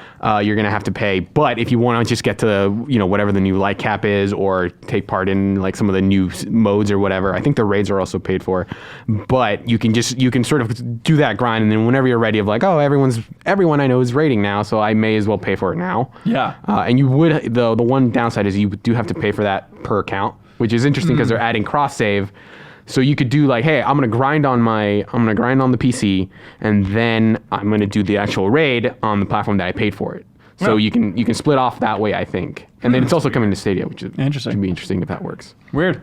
September 20th, Switch exclusive, Legend of Zelda Link's Awakening. Go for one 20th. Dreamcast boot disc. Okay. I've got Midna and Zelda going in on 2 here. I'll go 2, and I'll You raise have to 3. Oh, okay. I'll raise you my Omega piece, which how does this currency-wise is not worth anymore. Just visually, it's very impressive. Okay. This is the biggest token for for show. 2019 we have. It's All right, the so you best have in the 3? GI show. 3 in there. Okay, well, I'll put in another link. Dang it. Oh no, he's bringing out. I'll his- take in my Omega. Oh my God! It is Oh, no. giant plush Yoshi amiibo. That man had a family. Brings me up to. Wait, do I need to do one more actually? No. No, you had Okay. 3. That's 4. Okay, that's 4. All right. I'll go. Oh boy. Oh my I'll go up to God. 5. This is my second favorite Zelda game. Play the original, really, guys. really want to You- play you it. have it already. I'm at 5. You're at 5. I'm gonna get another link in there. Oh my you lord. And a kidding Shovel me? Knight. So say the What are number. you gonna do? 1, 2, 3, 4, 5, 6. Right. Okay. All right. My God. I'm at 7 for Link's Couldn't Awakening. outbid you if I Oh, won. boy. Going for 7. We got a lot of this list left, boy. Wow. I haven't even mentioned Medieval remake yet. And I don't get to play it if I don't win, right? That's right. Yeah. 2 more, man. Oh my God. I Ladies really and want to play gentlemen, Link's Awakening. What? I've never seen anything like this in my life. If I don't get to play it, I'm gonna be really sad. When's it come out? I'm going all in. All in? Let's see. This is 13. You don't have to. This is unnecessary. You know what? And in auction, Go ahead. you don't All go. in. Wait, don't. Let him go all in if he wants to go all Wait, in. I'm going to take back all in. That's that not makes how no action- scientific sense. I don't think that's how auctions work. Yeah. All in on my bank account. I will give you all of my money. All right, so how much are you going in on this? He said all in, or you're dialing back all Look, in? I'm being logical about it now. All right. I'm not saying you can't bet anymore. I'm saying like you don't need to bet any more than Yeah. you. I'll go 9. Really? Yeah. Let's see. So how many do I have? Gee, and here I was worried that hey, I might be falling behind here, but now one of these two guys is going to be real behind, Yeah. and Leo's going to be way ahead now. So what do I have control, right? You have control. What do you Destiny. Blake in the booth? Yeah, Kyle has control. Okay. Okay, so you have and control to Hanson play. has? Hanson has Rad and Blair Witch. I need this. Gosh. All right. You're not going to get You to can have play. it. You can have it. You can have it. You're not going to get to play Link's Awakening. You can have it. I know. I'll just have to play the original. Wow. All right. I'll take it. Link's Awakening. I Thank you already very regret much. this because I don't think there's anything I want as much as what's coming out. Ah, sucker. Dang it. I also did one, but not after you guys started going crazy. All right. Well, So many awards for I Jerry. can keep That's my great. system disc for boot disc. Dreamcast. Man, Everybody. I think I made a mistake. Yeah, you made a huge mistake. You idiot. You should have gone all in. All right, but Hanson's hang worried on. about the rest of his year. I bet you'll be happy you kept your chips now. Oh, God. On September 24th, PlayStation 4, Xbox One, and Switch, Contra Rogue Core. Can you zoom in? Are you able to? Do you know if you can zoom in on this face here? Okay. There's nothing else. Wait, actually, there is one other game I think this year that I'm So excited nobody about. wants Contra Rogue Core, September No. 24th. That's okay. Okay, also September 24th, The Surge 2, that sci-fi Dark Souls-like game. Reiner didn't- gave the first one a 7. I didn't play Surge 1. Okay, Yeah, I no didn't play Surge it. 2. This one might get a 14. That. Oh, look at this. This is confusing. September 24th, there's a Surge 2. September 27th, Code Vein. So close to each other, 2 Dark Souls clones. yeah. The Yeah. anime Dark Souls clone with Code Vein, and then the Surge 2. I'll put a Shovel Knight in for Code Vein. I liked what I played of the beta. Really? Yeah. Okay. Enough for one amiibo. I like how you're assuming that no one else will bid on it, and you're just sliding it towards Just the take it, the man. coveted pile. No, you're good. You want it? You bought No, it with absolutely one. not. You are correct, is what I'm saying. Code You did Vein buy for it now. Kyle. All right. There we go. Congratulations. can't believe I let go of Link's Awakening. Yeah, yeah, I'm the little thief in your heart. September 27th. Have you seen this on the Nintendo Switch? about Dragon Quest 11S. Piece of S, they should call it, in a positive way. That would beat the title of Dragon Quest Heroes, the World Tree. What is it? I can't. Heroes Blight. The World Tree's Blight and the What is Blight a- below, or What is something. a positive piece of S? Sunshine? A Switch. Isn't there? You say Positive like an piece of attractive Switch. person's like a piece of S, right? No. Oh wait, Have you been mishearing that your whole life? Did you confuse the letter S with the word yes! ass? Genuinely that stupid. He was saying piece of S, not piece of S. Absolutely. Oh God. How lucky are we that conversation happened on mic? That's amazing. Okay. So Dragon Quest 11S, it's a very good game. I'm tempted to replay it on the Switch. Talking about winning 11. You could call it Dragon Quest 11 ass. You know, because it's piece of S. Good piece of ass. All right, I got What one accent in. is that, by the way? If you say ass like S. It's moron. Oh, okay. I'll put one in for this game. I'll play it again on Switch. Okay. Am I taking it? By all means, take it. Thank you very that much. Do you have any intent to play it again on Switch? If honestly, But you can play that 2D mode, right? yeah, I guess that's a whole new way to play it. I would like to have it on my Switch, On the go? which is silly. I think on the go. Yeah, there's those games where you just want it in case you're ever, stuck In case you ever have 60 hours that you need to Yeah, fill real exactly. quick, and you're You not at can't do home. the things that you would normally do had you Yep. 60 hours. Yep, Yeah. and it's like a new soundtrack. It's like orchestrated version of the soundtrack. Were and you stuff, ever like- teleported away into another dimension with your Switch? You're like, Yes. finally, time to play this Exactly. game. September 27th, FIFA 20 is coming out. Great. October 4th, Ghost Recon Breakpoint on PlayStation 4, Xbox One, and PC. Oh. One for Breakpoint. Again, you're just a little co-op buddy, aren't you? I love my co-op. The survival well, elements doesn't seem I have a fun. co-op? Well, Cyril's the everybody's a co-op little guy. co-op buddy Yeah. here. I didn't like Wildlands at all, but the changes they're making to Breakpoint. At very all, interesting. really? Ever since they added the Punisher, he was all in. No, it's Yeah. like it's a survival stuff, right? Like you like having consequences, being able to like break bones and crawl around and stuff. Carrying a downed friend to Yeah. a safe spot before you revive them, that's something I've wanted in co-op games forever. I love that. There we go. The more tactical elements they're putting on it are great. Wildlands, I felt like it was very, you just kind of point and shot at people. The stealth Yeah. elements weren't very rewarding for me. Take it. Ghost Recon Breakpoint for Leo. Congratulations. Thank you. October 25th, Call of Duty Modern Warfare on the PlayStation 4, Xbox One, and PC. I'll bet one boot Got disc. a boot disc. That's interesting. Why are you excited for this one, Cyril? Is that a boots on the ground disc? That's right. Yes, sir. Now it's on the ground. I like what I've seen or read of it. Just from the single player stuff. Yeah. You want a more like, serious, mature, dark Call of Duty story. I'm curious to see what they do. I'm not saying that it feels weird to say like they're gonna have that constant conflict of like, hey, we want to make war fun, but also we're trying to take it seriously. By the way, right. war kind of sucks. So I'm curious to see where they how they approach that stuff. I'm like, Just have a character who's constantly like, man, this sucks. dude, guys, this what we're this. doing is bad.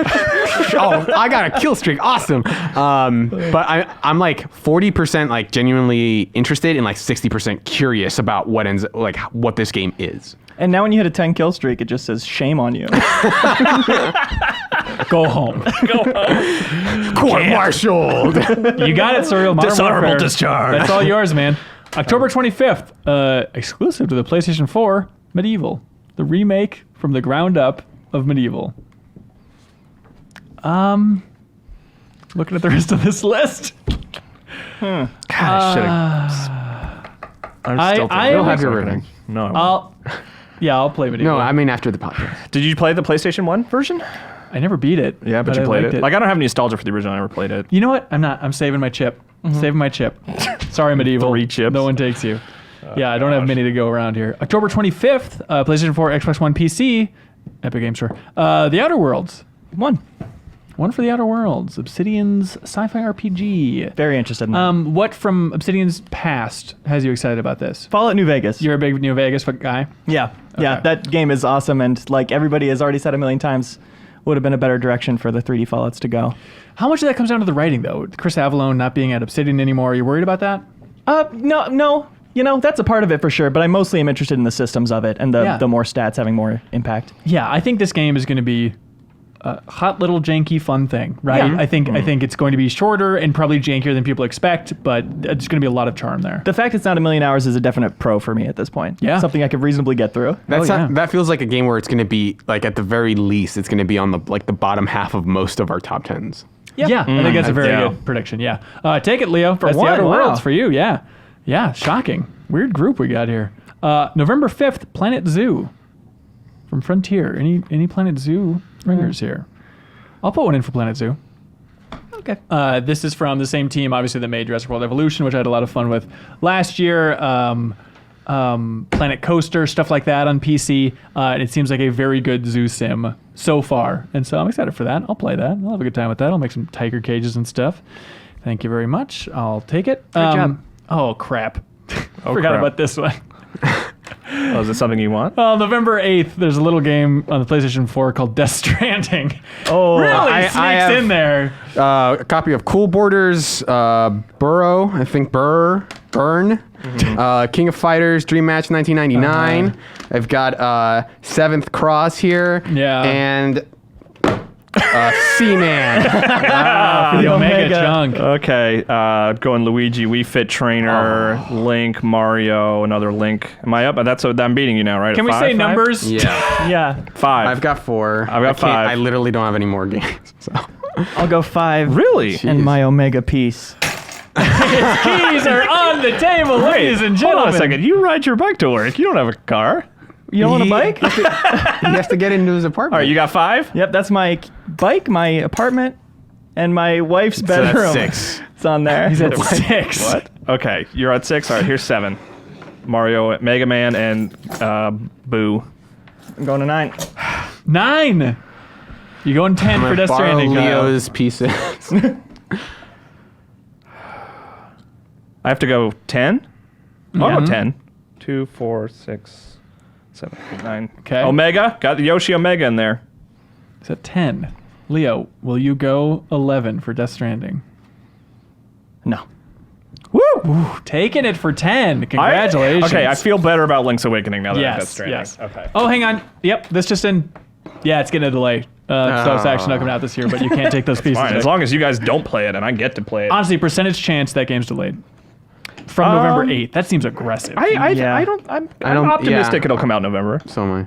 Really? I could see it at the worst. It'll probably get delayed to like December.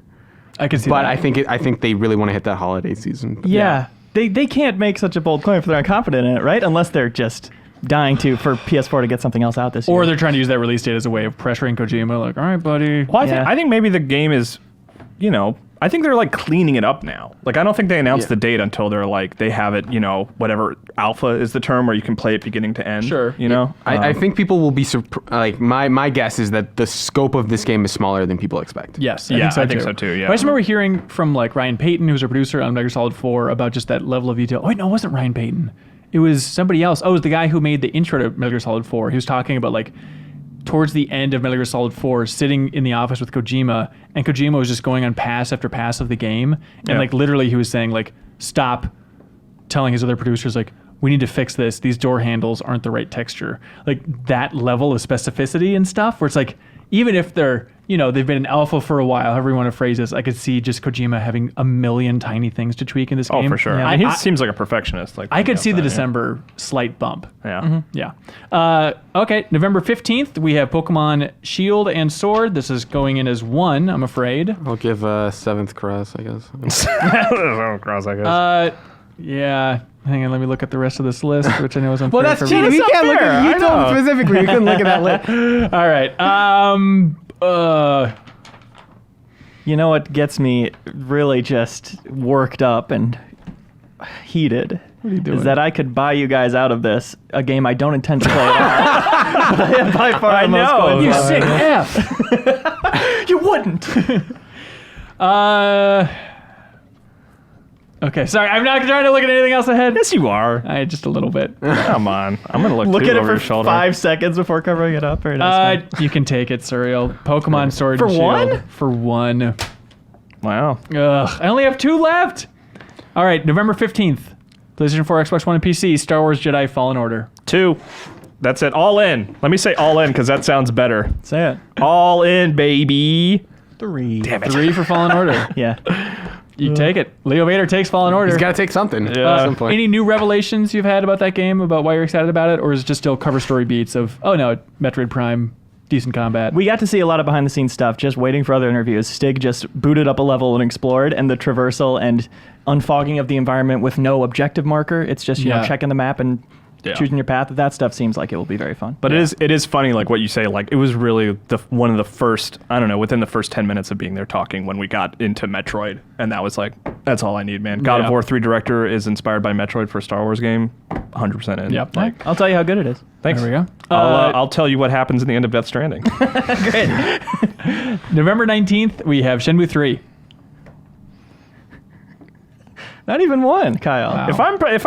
I'm pretty certain I'm probably going to be assigned that review. No, you can't be, unless you bid for it now. Oh, so if I don't bid for it, I don't have to review it? Wait a minute. All right. All out. I'm going all out. No, is any part of you excited for Shenmue 3? Yes, I'm being mean, but like there is an in-depth story to that game, and I want to see what happens next. Okay. You know, and also the combat in the first 2 was like basically because it was being directed by a guy who made fighting games. Yeah. Like the combat was more intricate than I wanted it to be for a game that was ostensibly about story. And it sounds like this one, the combat's going to be more puzzly and less about like memorizing combos and stuff like that. So I'm excited about that. Like, easier for lack of a better term combat, and I want to see where the story goes next. Everything gets reboots and sequels these days, but it is still surprising and strange that we're getting a Shenmue 3. Yeah. Yes, absolutely. All right, so no one's bidding on Shenmue 3. Nah. That's a shame. Okay, coming up on November 22nd, we have... Oh, by the way, Shenmue 3. There's no way it's making November 19th. No chance. No chance. November 22nd, Doom Eternal. I'll put in King of Fighters 3 Match 1999. Okay. Leo, not for Doom. I thought you were a little bit of a Doom guy. Not really. Okay. I thought the first one. The second one looks more interesting to me for the new traversal stuff they're doing. You're swinging along. Yeah, now. like having a hook shot in a first-person shooter is kind of interesting. Yeah, some stuff seems cool, but I could miss it. All right, there we go. Serial Vasquez, Doom Eternal's yours, man. Here's an oddball. December 3rd, the final episode of Life is Strange 2. Do I get it if I have if I have the season? It's unclear. It's unclear exactly how these rules work. But this is going to be tough for us voting for top 50 because that's going to be around the window when we're going to have to start locking that list down, you know? And That's it's like also that when most of end us of are probably gonna December play it. thing. Yeah. And people won't want to make too passionate of pitches for it because people won't want it spoiled for them at that point still. Yep, that's going to be a tricky one. I'm looking forward to playing that once it's done. I will play that probably over a Christmas break, realistically. Well, too bad because I'm putting one down for it. Is that true? Yes. Take it. Leo Vader, Life is Strange 2. Wow, way to go, buddy. I'm also waiting till it's over and interested to check it out. Yeah. Okay, now here's the twist. This is all fiction. No, the twist is we have a ton of games that don't have release dates. So let's run But through are this. maybe 2019. I'm sorry, they are 2019. Yeah, Okay. is what they've said. Last communicated, at least. No solid date. After Party. Yeah, one. Coming in one. Yeah, you can have that. Well, this Okay. is going to go in a I was gonna- bias one. I at was this going to put in point. one for that, but you can have All right, Leo That's takes from After Party. The Oxenfree. Yes, developers, right? exactly. Yeah, it's about drinking your way through hell. Seems fun. We had the writer and director on the podcast over E3. The writing is great in Oxenfree, and everything Yeah. I've seen After Party looks clever as well. Yeah, for sure. Battletoads. Coming out Xbox One, 2019. Okay. Sorry, looks like a Battletoads. brawler. Not We're all- really into brawlers. We're all frozen in fear that we might not win it. I still don't know who's developing that game. Have they said? The Battletoads. Oh, that's right. It's also weird that they don't have a release Newgrounds.com, date. I think. Yeah, it's weird. Biomutant is still 2019. Oh, yeah. Wait, now this is This is the action RPG okay. published by THQ Nordic. Okay. I Kyle said and it, Leo Kyle. are both at one. Well, yeah. Well, who what went do you guys first? said? I slid. Leo said 1. And Somebody has slid. to one up it 2 for Biomutant. for Biomutant. Okay. Have fun. Wow, man. Kyle takes it. I'm out. Biomutant, congratulations. Here we go. Darksiders Genesis, also coming out 2019. This is the Diablo perspective take on Darksiders. That game looks cool. Put in one for that. All right. I'll put in one Cool Borders. Burn. We did it. Serial takes Darksiders Genesis. Hey, Gears Pop comes out 2019. Oh, damn it. I'm good. Oh, no.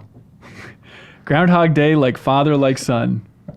I need to see what this game is. I'm Great. putting one Just into knock the them out. sucker. Can you please do me a favor? As someone who took Link's Awakening from me, can you please make sure You he had doesn't tuck every me? opportunity. You got You Death tricked me Stranding. with the all in, and then you backtracked it. I always Listen to do the that. tape. Textbook Classic auction move, Kyle. All right, I'll take it. Come on, Groundhog Leo, Day, you like owe father, me, I like son. assume, for something. Probably. I took a document from you and put it in, where it belongs this morning. And we'll leave it at that. 2019, also Hollow Knight Silk Song, the game that started when it's DLC, then eventually became a full sequel to Hollow Knight, the game that everybody learned to love once it came to Switch somehow. I was Right. fighting for it Yeah. the year it came out. Not Yeah, hard My enough. damnedest. People complained that we weren't covering it for sure. Yeah, that is true. It was on my top 10. Silk Song. Let the record show. Why don't you buy it then? Because Kyle? I don't have any more Amiibos. Nor do I have Link's Awakening. So no one's gonna play Hollow Knight Silk Song. I lost my Switch halfway through that game, and I don't want to work through the early Well, parts. good news. This is a new one. Yeah, it's a But it's sequel. it's like following stuff from the old one. Yeah, it's a The sequel. stories. You're not going to miss anything. John Wick Hex on PC. One. One for John Wick Hex. The developer have you excited? Who's Thomas that was a again? lone developer. I think you just answered that question. yeah. Volume, if you played that. Mike Just gonna bid Bithell. one. Yeah. I like turn-based tactics games like that. I never really got into those previous games though. Are you into the John Wick angle? Yeah, Great. John Wick's a cool guy. Take it, Leo Vader. John I feel Wick like he Hex. and I would be friends. Weird you know? heck, but okay. Oh no. We both like dogs. Oh no. What have I done? Killer Queen Black on Switch and PC. Do it. Put it in. You're spinning that award like a poker chip. Fine. Yeah, I'm excited for Killer Queen Black. There you go. I want to get a team together and I want to get very good at it. Well, Just only want- you can play it. I know. Oh, crap. It's too late. You've What already have I slid done? your All chip right, over. that's it. That's everything. For me, at least. We also have Luigi's Mansion 3 Sure, I'll go. on the Switch. Seaman. Oh, Final C-Man for chip. Luigi. Talk about Luigi. Give Luigi some C-Man. All right. Does anybody else have a joke? For the after show. Okay. All right, take it. Luigi's Mansion 3. That game's going to be super solid. Just spend it on something. That is a safe bet, dude. Am I the only one with chips left now? Yes. Yes. So, Enjoy Leo, would this. you like Get it? 'em all. Would you like to play any of the following games? Could I you get be used to this? There you go. Could you be interested in Marvel's Iron Man VR? I could not. All right. What about Maverick's Proving Grounds? What is that? this is that year? the 1,000-player battle royale? That's I not. think Cyril, you played that? No. Oh wait. No. That is not. That is another game from Improbable, but Mavericks is also that? running on Improbable. No, Mavericks. I mean, that's the battle royale. Oh, you're right. Yeah. You're right. I'm thinking of that other thing. Which not only so. do Now, how much not would you pay, only- Leo? not only do I not believe that's coming out this Wenzel. year, I'm not fully convinced that game's ever coming out. Okay, I'll cross it off the list. No, you can leave it on the list. What if is they, it? If they have it for 2019, it's like the next generation of battle royale in theory. Running That's on the pitch. Improbable Tech, the What does that crazy mean? cloud tech. Like Is it the 1,000-player one? Look, I'm saying lots of cloud players. tech. What more do you want? It's the next generation of battle Just royale. please invest in Maverick's Proving Ground. What's the game I'm thinking of from Scavengers is the one that is also Improbable I'm confusing Right. with. Oh, what do you think about this, though? The Dark Crystal Age of Resistance Tactics. oh, Dan Tack's favorite game. His name's in the title. Oh, thank you. Okay. Leo, I don't want to... Suddenly being very scrupulous Never with mind. this money he Okay. doesn't get to keep. I don't know if you've noticed a theme for how I'm running these down. Warcraft 3 Reforged, they still say it's coming out 2019, which seems insane to me because they've been so quiet about it for so long. What are you doing? You know, we're talking about these auction prices, but there's a time price as well. You know, we've only got so much time on this earth. true. So would I even play these games for free, you know? You wouldn't play Warcraft 3 I don't think so. again? Okay. Again, no, I don't think so. But you played RTS games. You like them. Don't accuse me of things on this podcast. You played like Age of Empires and stuff, right? Yeah, when I was young. I don't think I would really get into it now. Really? Wow. I just liked how there was blood, and my parents didn't know. Okay, well, I hope you like Yooka-Laylee and the Impossible Lair coming out on PlayStation 4, Xbox One, and Switch and PC sometime last in one? 2019. Yeah. All in, baby. Yeah! That game kind go. of looks tropical freezy, kind of like Donkey Kong Country Returns, sort of. Yeah, isn't So that I'm weird? I'm excited about it. I want to see what it's like. It's an interesting angle for a sequel to Yooka-Laylee, the game they're pitching as like, it's Banjo-Kazooie thing. I was like, yeah, we're kind of going Donkey Kong Country Returns. Which Donkey Kong Country was a rare game that now Retro made the sequel to the Donkey Kong Country game, and then this Rare-inspired development. You drone on about etymology all the time. I can't talk about the. I'm into it. I was just pretending. Give me Link's Awakening. I wasn't bored. I was pretending like my brain was overloaded because it's so interesting. Just give me Link's Awakening. Nope, no can do. Congratulations, everybody. Blake in the booth. Do you want to run down what each of us got and we can figure out who got the best load? Yeah, okay. So here we go. Hanson, you had Rad, Blair Witch, Link's Awakening, Dragon Quest XI on Switch, Planet Zoo, Groundhog Day, like father, like son. Are there any takesy backsies here? And Killer Queen Black. I can live with that. That Not seems like a bad. good year for Pretty me. solid. I can live with that. All right, Kyle, your 4 games. You have Control, All right. Code Vein, Death Stranding, All right. and Biomutant. Yeah. Pretty decent. Those are some solid ones. I wanted most all those. Give me Link's Awakening. I'll give you Biomutant. Could have been yours. Would you trade Death Stranding for Link's Awakening? Yeah. Wow, I really Would you really take quick that on that. trade? Hang on a second. Can we do this? No, wait, hold on. Now I'm second guessing that. Well, this is. I went mean, way too fast It on doesn't that. really count at this point. I would make that trade. I'd make that trade with you right now, Kyle. Swap Omegas with me. Let's do it. Now I'm like second guess. Do I want to know what happens? No. Oh God, that's like the hardest decision. Yeah. It matters a lot. Oh dude. man. Make the call, Bimbo. One of them, you know what happens in it. Yeah, you know what? I'll stick with Death Stranding because I want it's more mysterious. Leo! But I really had to think about it, like really, because there's like what we were saying earlier. Like I wonder if Death Stranding will be a much more compacted experience than we think it is. Like I wonder if it'll be a short game that I knock out very quickly, and I'm like, oh, that's Yeah. cool. But man, all right, yeah, we're done. Cyril I made my Vasquez, decision. what do you got, man? You have like 1 million games. You got Marvel Ultimate Alliance 3, Astral Chain, Monster Hunter World Iceborne, Borderlands 3, Destiny 2 Shadowkeep, Call of Duty Modern Warfare, Pokemon Sword and Shield, Doom Eternal, Darksiders Genesis, and Luigi's Mansion 3. Wow. That's a pretty good haul. Gaming all day, all night, baby. Just lock that in. That's your top 10 or top 20 list right there for that year, man. And plus Sekiro. Oh, that's right. What's the best game on that list? What's the one you're most excited to Though play? probably Shadowkeep. Really, Destiny? Yeah. Are you Wow. Dude. Because like you've played a lot of Destiny already. Dude, they're making more Destiny. You haven't beaten it yet? Says the guy who almost gave up Death Stranding for a remake of a Game Boy game. And you would have, too, And if then- it wasn't for your little boy over And there. then maybe Astral Chain and Doom Eternal kind of up there. Sure. All right, Leo. Leo, you're sitting on Fire Emblem, Ancestors, Man of Medan, Gears 5, Outer Worlds, Star Wars Fallen Order, Life is Strange 2, After Party, John Wick Hex, and Ukulele and the Impossible Lair. I think you have to play that 3 times, actually, because of the bit. Way to go. Thanks. It felt like I was getting more stuff I wanted as it was happening. And Blake, the official winner is, who has the best list? I don't know, Cyril, you got so many games, man. Ah. Oh, It just felt like like games. the best. quantity Dang over it. quality, huh? I did it. All right. I'm sad I Pokemon don't Sword get Death and Stranding, Shield. though. Congratulations, 2019. It's going to be a good year, you guys. Let's look forward to the rest of it Yeah. together. I'm excited about a lot of stuff we talked about. And we naturally eliminated the ones nobody wanted to bet anything on. So our 4 lists were great. Yeah, absolutely. Thanks so much for watching and listening to this episode of the Game Informer Show podcast. Be sure to tune in to the next episode, which will be airing on Thursday. Thanks, everybody. Bye.